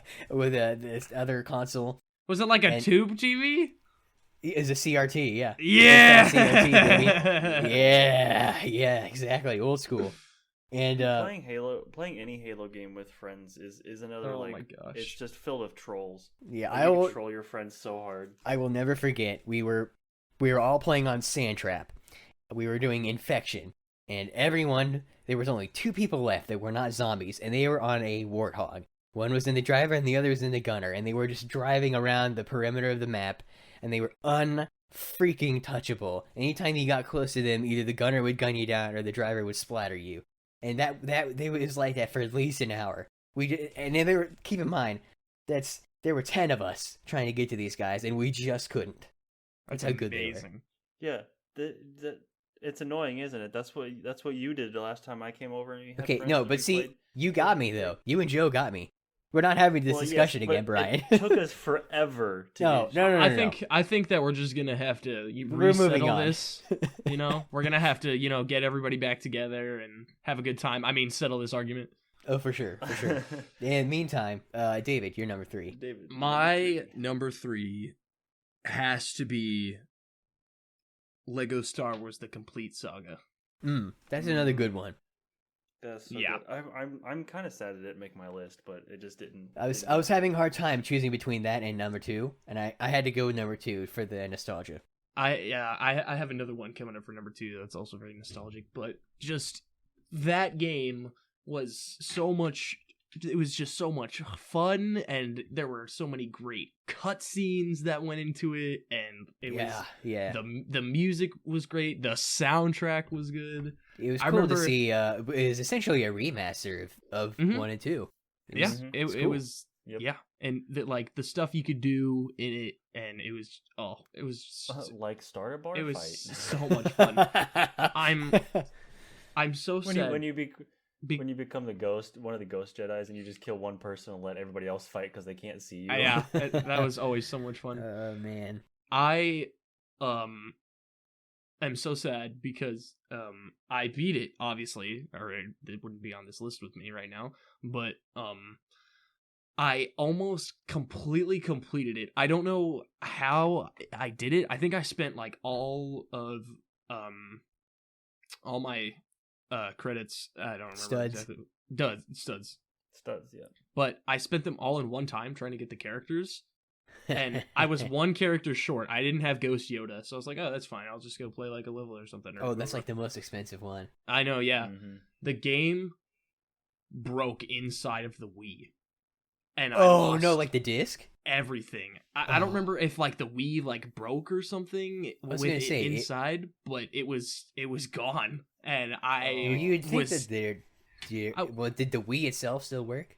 I think I don't remember what happened. I think it was like the Wii crashed and it like wiped the memory card of it. I think was the I've problem. had that happen before. That's freaking Yeah. sucks. Dude. That's because Yeah, if the the Wii worst. broke, I would have just been like, "Oh, I'll pull out the memory card, put it." I was in gonna say, well, Wii. that's what you need to do. Is you need to have an SD card in there and you back up all your saves to it. It was a different time. I was young and Yes, indeed. I was foolish and didn't know what was going on. I was devastated, but it was still an amazing game. The character customization in the back to tanks was always so much fun. Oh yeah, it was neat. Yeah, and just like having just like a bar fight in the cantina was amazing. Yeah. I loved how there was in every like room of the hub, there's like a little puzzle you could do. Yeah, to, like, yeah. Earn a Yep. boatload of studs. There was you could go bowling. I remember. Yeah, was one in of the them. main room. You yeah. used the force on all the cups and moved them Yeah. over, and it was Yeah, but then like you could go into like the chapter rooms, and there'd be like Yeah. a snowman in one, or like a mosaic on the wall of another. it was phenomenal. I loved it. Yeah. Every Lego game, all the old Lego games at least, are just top notch. Yeah. Also, It took in me that so game, long. we got to see Anakin's flight, which was originally going to be in Lego Star Wars 1, but it got Yeah. scrapped, and they brought that to fruition in the complete saga. That was really cool. My favorite It part. took me the longest time of playing that game to finally like discover the Jabba room that's like outside. Oh, the and where bounty you, like, hunter get missions. all the bounty hunter missions. Took Dude, me those so are long. cool. I finally got there that. was- I was like, oh my there gosh, was- these things are awesome. There was so much comedy in it in the cutscenes that it was just great. Like Luke loses his hand, he's like, ah. It's like because it's Legos, so he just puts another one on. I don't know. It was Yeah. great. That's Good definitely stuff. Good stuff. my top. That's my. Number 2. We're, All right, number we're 2, honing in, boys. Halo Combat Evolved. Fair enough. Fair enough. Yep, very first Halo, and we actually own this. So we own this the PC disc, and it came in like that little like it was like paper, cardboard, whatever cover. It Like didn't have, Wii I Sports. Yeah, like Oh, they like came with the- those covers with the small with little the CD squ- key on the The back small of it. little square that you just opened up and pulled the disc out of. Yep, Oh man. dude, that game freaked me out when I first started playing it. I mean, obviously, the library mission is widely, seen as one of the spookier missions of that game. That's the one where Like, when you're is that the one where you're following the monitor and you're being chased by the flood? I don't. Yeah, I think it's when you first encounter the flood. Still, to this day, even Oh yeah, yeah. replaying through Combat Evolved, and you get to that mission, it is scary because you're like just watching this helmet cam of this, this UNSC Marine, Yeah. and they all get stuck in this room, and they're like, you hear this weird noise, they're like, what's going on? And then the camera, like, they get attacked and the camera cuts out, and then you walk in the room, and then all the doors start bursting and the flood starts chasing you, and it's like, it's freaky as heck. Yeah. If I recall But correctly, that it got a little maze like when you're trying to get back out of there, Mhm. because there's so many different rooms you can go into. That'd be And like it's- my it- one complaint about the game, and it's like a And it a was- nitpick at best. It was so hard to get out of there. Like, you had to kill all the flood. You couldn't just like run out of there because they would block the doors. Yeah, yeah. But yeah, no, that game, it to this day, so it's one of my favorite games. Obviously, it's my number 2. It's so many memories, so many hours put into that game. The first time when you crash land on the Halo and looking up at the Halo ring, Mm. Oh, dude. always be in my. Have you memories. ever seen that on the Master Chief collection, the remaster? So Mhm. beautiful. Gorgeous. There's nothing like looking at a ring, dude. Just being like, oh, that's what I'm on. Wow. Dang, Ring World. The Earth is a donut. And now in the Book of Boba Fett. Oh yeah, that was. I literally said that out loud. I was like, "We interrupt this Star Wars show to bring you Halo." Yeah, dude. Book of Boba Fett's crazy. We got Halo. We got the Power Rangers. I don't know what's going on. The Power Rangers. Jake, what's your number 2? My number 2 is Super Mario Galaxy. You. Yep, I'm sorry. For those listening, that was hilarious. David like slammed his fist into his desk and like Gosh half stood up dang from it. his chair, and he got this angry look on his face. Is that your number 2? That's my number 2. Great minds think alike, my That is friend. my number 2. Let us gush together about Oh, how great yes. this game is. You go Let's, first, let's just start out with the soundtrack. Oh, the soundtrack, dude. Ah, This marks the first Mario game to have a fully orchestrated soundtrack. it was. So we're talking the full 9 yards, every instrument, every little sound. I kid you not. Beautiful. I went to play it a couple weeks ago just because I was feeling nostalgic. I love the game. I was For sure, playing for it. sure. I sat on the loading screen looking at just like the saves, just listening, dude. Oh, for yeah, like man. 30 minutes, dude. I was in awe because of just how underappreciated I appreciated it as a child. Yeah, and also the scale of the game. I mean, you're Massive, not just yes. like in Mario 64, you were confined to Peach's castle. In Mario Yeah. Sunshine, that expanded to an island. Mario Galaxy,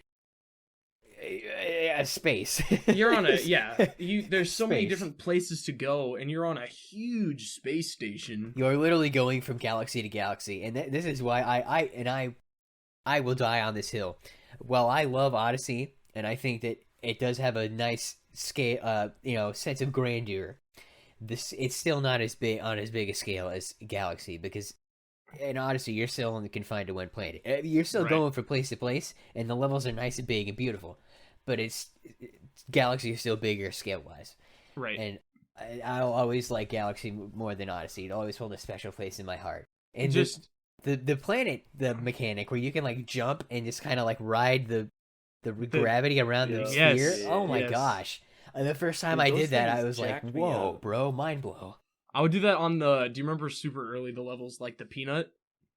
Oh yeah, the peanut. I would just jump around the peanut in like a figure 8 and just Yeah. do that for like, dude, going into Well- going to places like the library and just like the reactor room and just the library. walking around Mhm. on the place, going to the terrace and all this stuff. Oh, it was probably one of the first, like, I'm pretty sure the first video game I ever played was Wii Sports, but I mean, I don't necessarily count that as like a video game. You know what I mean?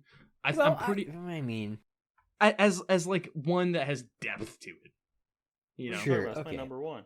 but Super Mario Galaxy was the first game that I like played. That was essentially my dude, introduction. that's one heck of a way to start it off. Let It me was- tell you. That's true. I was hooked, dude. From that point on, I was like, I gotta Oh my find more gosh. video games. Everything else, the bar was like here, and everything else Oh, was here. I almost feel bad for you. It was incredible. Yeah, I remember there's like I can't remember if it's in the first or the second, but there's this little like side bonus planet in one of the galaxies where You stomp down on a button, and then the planet shrinks. And then what you're supposed to do is your long jump, and because the planet is shrinking, you stay in the orbit of the planet for an extended period of time, and you collect a ring of coins that appears around the planet. And you just watch yourself fly slowly around the planet. It's incredible. Was there a? Correct me if I'm wrong. I can't remember this because of how long ago it was, and I would like to tell myself that it's not a dream until I go back and play the game and figure it out for myself. But was there like, if you completed a certain like amount of stuff, was there a bonus level on top of like that purple tent? You know what I mean? Purple tent. Was there like I don't. Can you be a little more specific when you say purple tent? Hold on. It was like I think I know what you're talking about because I feel like I've seen or heard that before, but I can't remember 100%. It was like it was the area that had like the first sand maps. But I feel like sand maps. I feel like you could get on top of the tent, and it was like the bedroom. Yeah. I don't remember there being something there, but right near like the where you always first spawn in. Oh, okay. I can't wait. Hold on. Let me. He's showing me his screen. Everyone, hold on. Was there? Yeah, it's like loading. right. This is the outside. Okay. Yeah. Are you saying like on the roof of that? No, right. Oh, that's like up here on top of this. No. I feel like Are you sure? There's no like hidden level like right up over here or something? No, I don't think so. Or I think outside here or something? No, that sounds more like a rumor to me. There is near the area whenever you load up the Comet Observatory near the area where you always spawn in, there is a like if you get all these green stars, the three green stars from Luigi, you unlock a like little like 3-pointed planetoid that orbits the it's like near the observatory, and you can launch up to it from a launch star near the spawn point, and you get 3 like special levels. There's the one where you're on top of the ball. There's the one where your cursor blows Mario in a bubble, and then there was the one on the manta ray. Yeah, the one on manta ray. No, that's a different. That's not on there. That's on a different bonus. No, wait. Yeah, I think it is. It's on that one. Yeah. I freaking hate the one where you're on top of a ball. That's the worst. Ridiculous. It sucked. The music was nice. Yeah, no, it was really well made because like it like sped up when you sped up, it slowed down when you slowed down. Nice touch, but very infuriatingly hard level. Oh yeah, I will say. It might have been just my age cap at the time, but I'm sure if I went back and had a Wii controller in my hand, I would be like, okay. Yeah. Well, I mean, I've tried it after getting older, and it's still pretty hard. The only thing that hindered me from and going back to it a couple weeks ago and investing a new hour into it was that my my nunchucks have a tremendous amount of drift now. Oh man, really? Because of the use that they had from my childhood. All right. Oh yeah, they're old. Yeah. Okay, so with the honorable mentions, do we just want to like just rattle off? We can just kind of breeze through them. Yeah, maybe briefly chat about them. Okay, so one of my honorable mentions, Jake, I don't think you've ever played it or maybe not even heard of it, but it's called World of Tanks. Oh, I'm familiar. It's sounds like MMO, there's a world that's full of tanks. Well, it's an MMO tank game, so I mean, I've heard of it. Yeah, but I mean, so that I've been playing that game for like 6 years now. I still play it regularly, and I need to get back into it with you. I mean, I've spent so many like thousands of hours into that game. Is it on Steam? I'm assuming. No, it's well, actually, okay, technically yes. That's Blitz though, isn't it? No, you can get the original version, but it's better if you just go to wargaming.net and download it from there. It's free. Okay. So you can probably totally run it on your laptop. I ran on my laptop, which was not made for gaming. Mm-hmm. It's not beefy at all. No, I mean on my computer now I can run ultra graphics and it looks beautiful. But rub it in. No, I mean I've spent thousands of hours in that game, and it to this day is like it's one of those games that like you get bored, you just sit there and just grind because it's just like it's it's kind of relaxing. I mean, you can have infuriating nights. It's but only for the most relaxing part, if you're a tank hunter or a destroyer. tank Where destroyer. you're sitting up in a bush 1,000 yards away from the battlefield. Another one is Sea of Thieves. Yeah, I've never played that game. I want to try it though. it's beautiful. The graphics are beautiful. It is a lot of people complain because it just gets you get really repetitive because I mean all you're doing is like picking up a mission, going digging up treasure, selling it, picking up a mission, Yeah, digging up treasure, selling that's it. my only quarrel You with do it. you do the same thing over and over again. But if you have a good group of people, you can make it the most fun ever. Like if you have a good group of 4 people, I mean you can troll each other, you can burn stuff. I mean you can fight PvP, just people on the water, and the naval warfare is so much fun. That's I mean, it's true. just the whole thing about it is just Sea of Thieves. It's so nice to play. In my personal opinion, I don't think it's a single player game. Hmm. Like you can play it by No. yourself, but like but it's not fun. all you do is just go pick up treasure, go sell it, buy cosmetics, and if you're by Dude, yourself, I know it's something you have to play with friends. I know it's probably nothing like this, but do you know what picking up treasure and like naval combat just made me think of? Like, I just remembered this from years ago.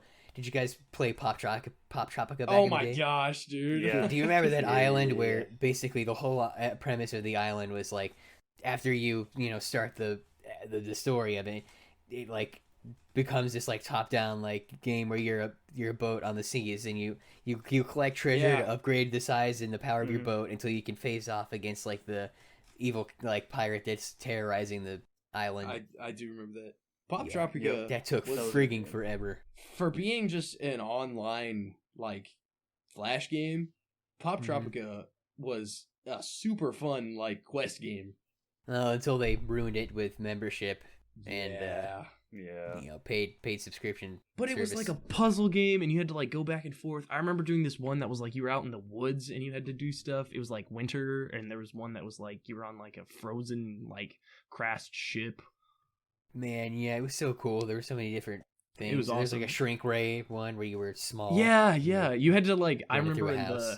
in the like winter frozen wasteland one, you had to actually like read this like handbook on how to like build a fire and stuff like that. Oh wow. It It was was like cool. a time travel island. Yeah, dude. I think Man, it got bad once they did. Do you remember the one that was like the island was like glitching or something? I don't remember that one, but I remember there was 2 Diary of a Wimpy Kid islands, and those were pretty Yes, there were 2 Diary of a Wimpy Kid islands. Anyways, sorry, Brian. good. No, you're good. You're good. Tangent. Sorry, no. I had one more honorable mention. That was the original Assassin's Creed. Nice. Yeah. Number 1, Altair on the Assassin. I mean, great story. Don't great spoil it. music. Don't spoil it. I want to play that someday. Yeah, no, I'm not. But great story, great music. The mechanics of it are just beautiful. I can play that game over and over again. Still do actually. It's really glitchy now, or not really glitchy, What? but there. So you know the leap of faith, like where you get up on a tall building, you jump off into like a pile of hay. Yeah. Well, and I'm not the only one that experiences because I've seen a lot of YouTubers having issues with it. But in the original game, when you're playing now, certain times it doesn't always happen, but sometimes when you jump off a building, before you hit the haystack, you like land on an invisible floor, right, like an inch above it, and you just die. That's Oh. amazing. So like then you have to like go back up on top. Sometimes you have to go farther back in your save, but like you have to do it all over again, and it's really frustrating. But Is there it doesn't quick always saving in that happen. game? There maybe. I don't remember exactly. That's when you just I quick know save right before you jump off. Yeah, Well, it normally automatically saves when you synchronize at the top. Hmm. So before you jump off, it should automatically save. But yeah, that's the only thing. That's the only issue I've had with it recently is that one glitch. But the whole game is just absolutely beautiful. Hmm. Is there did they ever remaster it? I don't think so. It I feel doesn't like that would need to sell be well if they remastered. remastered it. It's perfect the way Yeah, it is. honestly, it may not even need to. Besides that glitch, it may not even need to be remastered. It's pretty good, Mm. All right. even for its age. So that's all your honorable mentions?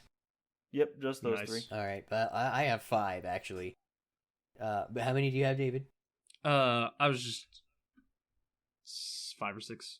Okay, all right. I'll breeze through mine real quick. All right. Wall-E, the video game, another great example of how good a Yep. licensed game can be if you just if the developers actually put effort into it. Also, a very good FPS mode. I mean, Yeah. who would have thought that a robot Disney character would make a good shooting game? But no, not first person, third person rather. But still, very very well. Good controls, solid experience. That was like the childhood version of that was like. That was like Call of Duty for me when I was a kid because I didn't have Call of Duty as a kid. Awesome. Yeah. Dead Space is another one I want to shout out. Oh, Very, yes. very great game. Dead Space is Atmospheric. Very scary. Nothing gets so scary like romping through a derelict spaceship full of zombie aliens. I Yep. mean, what a game. And Well, correct me if I'm wrong, but like, so if I remember correctly, Dead Space was like the ambient noise around you made it so much creepy because you could kill a monster, walk down the hallway and turn around and turn the corner and you would hear like rustling behind you and you'd walk around and the body would still be there and you would leave the corner again, you'd hear more rustling and you come back around, the body would be gone. And then you could hear things moving throughout the hallways, just like it made it so much creepier. yeah, there was a lot of it was the ambience to make it that yeah. And the music, like there's a lot of like the tense moments, and yeah, obviously there's jump scares. Yeah, you're pretty much right. Yep. Except I don't think the bodies ever, like if they disappeared, it's because they despawned, not because they got up and came back to life. It may be like Dead Space. But it seemed 2 or like 3 it. then. Yeah, with Dead Space 2, that's his infamous scene where you have to like stick a needle into your eyeball and like to like apparently it's like the way you extract information from his brain. I don't know, some weird arbitrary nonsense. Anyway, if you pass, it still looks gross because there's a needle in his pupil. But if you fail, the machine malfunctions and it like stabs you in the face violently and like crushes your skull and there's blood and guts everywhere. It's like infamous for being super gory and over the top. My third honorable mention: Mario and Luigi Bowser's Inside Story. Yes. Now there is an RPG for Actually- the ages. That was actually I don't remember that one. what? That's the one where you go inside Bowser. Not like that. Get your head out of the gutter. No, okay, but that was the first game I ever played in the Mario and Luigi series, and that's like I would say it's like the third. Yeah, it's the third game in the. It was series. so cool. It has such a iconic Yeah. picture. Yeah, and honestly, and a lot of people agree with me on this. Like, it's almost a colloquially agreed thing is that the series peaked with that game. It's like the best one in the series. Anyway, In the Mario and Luigi series. Mario and Luigi. Yeah, sorry. Yep. It great story concept. Awesome, like the bro mechanics where you had to like A and B together to like the timing and like using the items in battle to like bounce them off of each other and using the hammers and whatnot. All that is great, and soundtrack again, great soundtrack. Yeah, all around solid game. Next, Mario Kart Double Dash. Hard to Oh, go yes. wrong with a Mario yes. Kart game, especially Double Dash. Again, really wish they'd bring the Double Dash feature. But that's every person ever has shared that sentiment regarding this game. Yeah. Yep. Incredible mechanic, and really, really does need to come back. Yep. Quintessential GameCube and Donkey Kong 64. Yeah. That I never actually yeah. had Banjo-Kazooie as part of my N64 library, but I did have DK64, and that is also a collectathon, also made by Rareware. Great music, great gameplay, and nothing, in my opinion, can ever beat the DK rap as far as like yeah. game introductory, like a Oh track my mode, Gosh. getting you into the game. DK, Donkey Kong. Yeah. Good that was stuff right great. there. Oh yeah. That's All right, great. passing it on to David now. Honorable All right. mentions. I've got a couple. I'm gonna start this off with New Super Mario Bros. Wii. Which Solid, is solid. it's just a nice 2D side scroller Yeah. Mario game. with, when you're in the map select, it's got a nice top down. There's tons of different items and things you could use that really, made the game unique. I love did playing that it. get a lot of hate when it first came out, I feel like? Yeah, I'm pretty sure it did, because it was just like Just a 2D platformer. Well, it was, there was already a new Super Mario Bros. And that was the one where you could get like Mario super big and just like stomp through the whole level. Oh, was that on also that on was, the Wii? That was on DS. No, I was gonna say it's DS. Yeah. And then New Super Mario Bros. Wii was basically that, but just like different a little bit. Like they just changed it. So people were like, well, what the heck, Nintendo? Why'd you do that? And they're like, so people could play it on the Wii. But they changed they changed it and made it different. But I played it as a kid with my friends. You could play with 4 people. It was great. Yeah. That's understandable. Still makes for a great experience. These are in no particular order, so I'm just bouncing around, even if they don't fit the genre. Number 2, Sid Meier's Civilization 5. That is probably the first RTS game I really played. And it was just phenomenal if you had the patience to sit there for 5 hours and wait for the game to actually begin. Oh gosh. No, it just took a long time to advance through the ages. If you didn't, okay. If you weren't instantly, if you got long enough to get to nukes, that's when the game really got fun, quote unquote. Right. But it's still a fun game that I spent a ton of time on. Another honorable mention that I have is Ark Survival Evolved. A game that is constantly changing still. It's not terribly old, but right, yeah. As someone who loves dinosaurs, it's just an amazing survival craft game where you can run around, tame dinosaurs, eventually get guns if you get far enough in the game. You can walk around with like a spaz and just go around, clever girl in the jungle with your Oh man. That's a super awesome game. Another one I've never played that one, actually. Ark, I highly recommend it. It's great. I'm honestly a little surprised it didn't make my list, but it got crowded out by better games. Another one I have is Sonic Colors, which is my favorite in the Sonic series. You know what? I've always wanted to play that one, but I like tried to pirate download it after I hacked my Wii, and I could never get it to run properly. It has probably emulated on like the PS3 or whatever. It has one of the best theme songs of any video game. Yeah, I have to say I've heard it and it sounds amazing. Yeah. It's great. The game is awesome because of like how it has you implement, the different colors are like power-ups basically. Yeah, the wisps. Yeah, the wisps. Yeah. That's it. And then I think that's it. I think those are all my mentions. Number one. All right, again, Number sorry. one. Completionists, love you. Don't sue us. Don't copy strike us. They won't notice. Number 1, Battlefield 1. 2016.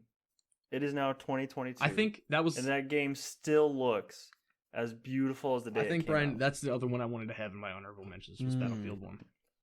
Absolutely gorgeous of a game. Again, amazing soundtrack. The gameplay just feels so smooth and so nice. I mean, you come across glitches every now and then, but that's every game you play. Yeah, no game is perfect. This year it's turning, 6 years old now? Yeah, something like that. And it feels like it just came out like 2 years ago. Yeah, like it is. It really does. It's so good.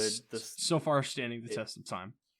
One of my favorite sniping games ever because it feels so nice. The ding when you get a headshot is just amazing, and the campaign. Oh my gosh!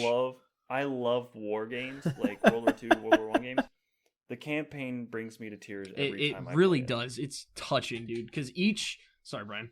Go ahead. No, you're fine. You're fine.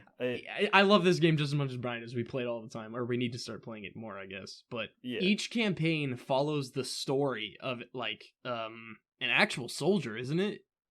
Mm-hmm. Yeah. It's just, they're, more unknown soldiers than normal. So one of them's, you're a pilot. One of them's, you're a tank engineer or something like that. And each one is, so, touching and, it feels so real. It's just incredible.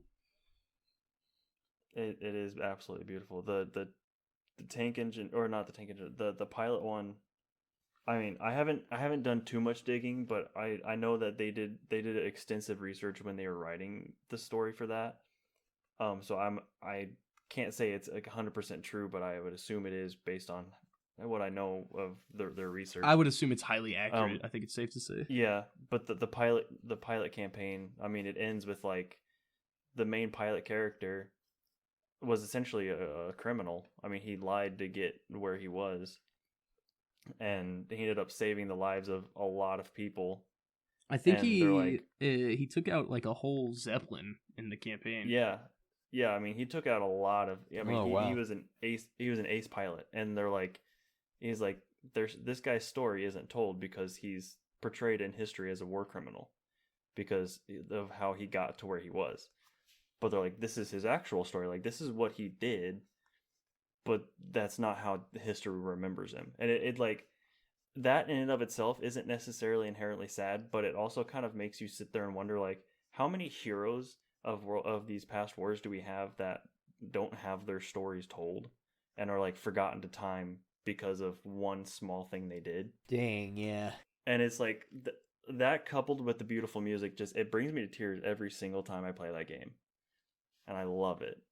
The soundtrack, I highly recommend you listen to like just a couple songs in the soundtrack, Jake. They're just dramatic and like, oh.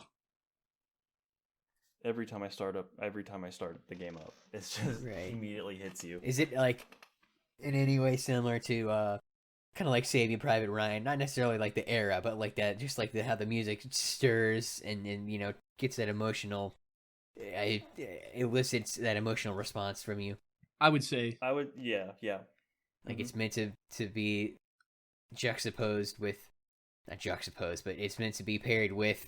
meant You to know, make you want to war. go to war. Well, not that I want to go to war, but it makes me feel sad for those we Makes lost. me feel like a patriot.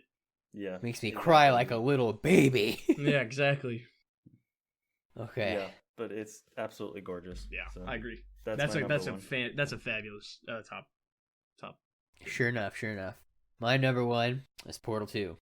Yeah, We've already, we've already taken the time to gush about it, so I'm just gonna say, again, well written, immaculate gameplay, perfect sequel, and especially on the PC, you get a buttload of content if you get it on there, and it's especially a good deal. Like when you get it on sale, it's only like what, $2, and you get the single player campaign, 2 co-op campaigns, the perpetual testing initiative, and then access to all the fan-made mods, of which there are like 3 or 4 big like main ones right now. That is so much game. Dang. Yep. I love that game. Yeah, it's a certified banger, as we've been saying. Oh yes, I agree. All right, are we ready for mine? Go ahead. Yes, sir. My Mario number Galaxy one- 2. No. No, my number one favorite video game, just a game that I can go back to and play any number of times, is Subnautica. Okay, It's yeah. just- yeah. That's a good one. That's a good one. It's got space and it's got the ocean and scuba gear, which are like two of my favorite things in one video game. And I like saying this every time because I know that Jake appreciates it.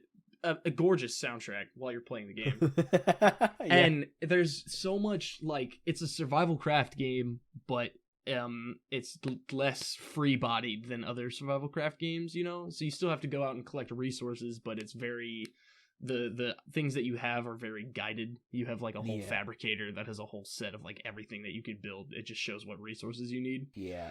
But one of my favorite things is you can eventually get a suit that converts your pee into drinkable water, so you just pee water. That's in the game. I remember that. That's not in the game, by the way. But that game freaks me out. At some points, you're going like 1,500 meters into this ocean and of this planet, because you're on this ship with like all these like massive ship that gets crash landed on this planet, and like you're, as far as you know, the only survivor of this crash landed ship. And the story, the story that it has you follow, and like the background that you discover as you play and as you go deeper into this ocean it's just phenomenal. And when you get to the end of it, it's one of those games that makes you like think and makes your heart like feel good and hurt at the same time. And I'm pretty sure for a game that only has like a couple hours of actual, like, if you really sat down and like grinded through it, you'd probably only be at it for like 10 hours, maybe. I'd say take a little longer than that. I'm just below 150 hours currently. But it'll always have a special place in my heart. I remember I played it back. Do you remember like the giant silver laptops that were like huge to pick up that ran like Windows 95 or XP or whatever? Yeah. I tried playing it on one of those when I was a kid, and it said I didn't have enough RAM to play When it. you were a kid, dang it, dude, that makes me feel old because Subnautica not even that old. I know. Well, when did that come out? We kept that computer around. Right. Right. Yeah, but let me see what the. Yeah, look up when that came out because it's I played not it back. that- I played it back in like early beta, I think. Okay, yeah. So I was gonna say. the initial release date was 2014. Okay. Okay, that's what I was thinking. Subnautica early. What was the that was like the beta? No, that was the initial release date, I guess. Oh, like the first official one. Early access release date. Oh, that's below 0. Ah, Hold on. dude, yeah. There's something extremely creepy and horrifying about a monster coming It's scary. out There's- of nowhere, out of the depths, into your Well, face. you can to eat have- you Yeah. alive. I know that Oceans are a scary place. there is you have a mini sub, and there's one part of the game that's it's called the drop off basically, and it's literally just a drop off. Like it's The drop. as far as I know, I'm pretty sure it's infinite. But if you go down there, there's a creature called a ghost leviathan, which is obviously a leviathan class animal. But it's this massive sea dragon basically that's like a hammerhead shark basically that's just got one long like tail body spine thing like that. And if you can survive one of them as you go, they literally just keep spawning. Like Oh yeah. the point of the drop off is literally just to be there to scare you. Like you can't Welcome go deeper. to the gauntlet. And there's another creature, the Reaper Leviathan, that's got like 4 giant spikes coming out of its head. And if you're in your mini sub and you get near one, it'll grab your mini you. sub and start like cracking the glass in front of you, screaming at you. Terrifying. It's an amazing, phenomenal game. I recommend it. I played like an hour of that and decided it was too spooky for me. Couldn't get deep enough. 3 spooky, Nope. 5 me. Yeah, exactly. Well, I want to ask you guys because we've been talking a lot about games like that involve like spaceships and flying around planets and whatnot. Have either of you ever played Spore? Oh, don't Yes. even get me started on Spore, dude. Don't even get me started. Yeah. That's a Let's great not game. go I too highly long. recommend it to anyone Even- listening. Even better yet, to just have fun and mess around and run around on a planet is Spore Heroes on the Wii. You know what? I never played that one, but I did play was Spore great. Creatures on the DS. It's basically the same thing, I think. Oh yeah. Okay. Yeah.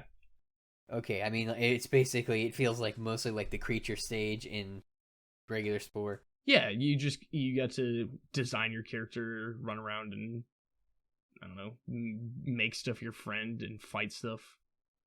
Dude, we should do a Let's Play of Spore. That'd be so Put much it on fun. YouTube. We have to try as hard as we can to not make it phallic in design, though. Yeah, exactly. I'll just make Furbies. Furbies. Okay. All right. Okay. Well, we've been going for quite a while now. Yeah, this is going to be our longest episode yet. Ladies and gentlemen, that is our top 10 video games. Let us know if you agree with us and what your top video games, your favorite video games are in the comments below. Particularly, YouTube has comments. I'm not sure how many other podcatchers do, but YouTube for sure has a comment section. That's If you're listening on Spotify, make sure to comment down below. okay. If you find a comment section on Spotify, please let Yeah. us know. Yeah, the secret comment section on Spotify. Anyway, that is all for this month. We will see you next time. Bye-bye. Bye. Have a good day. Bye.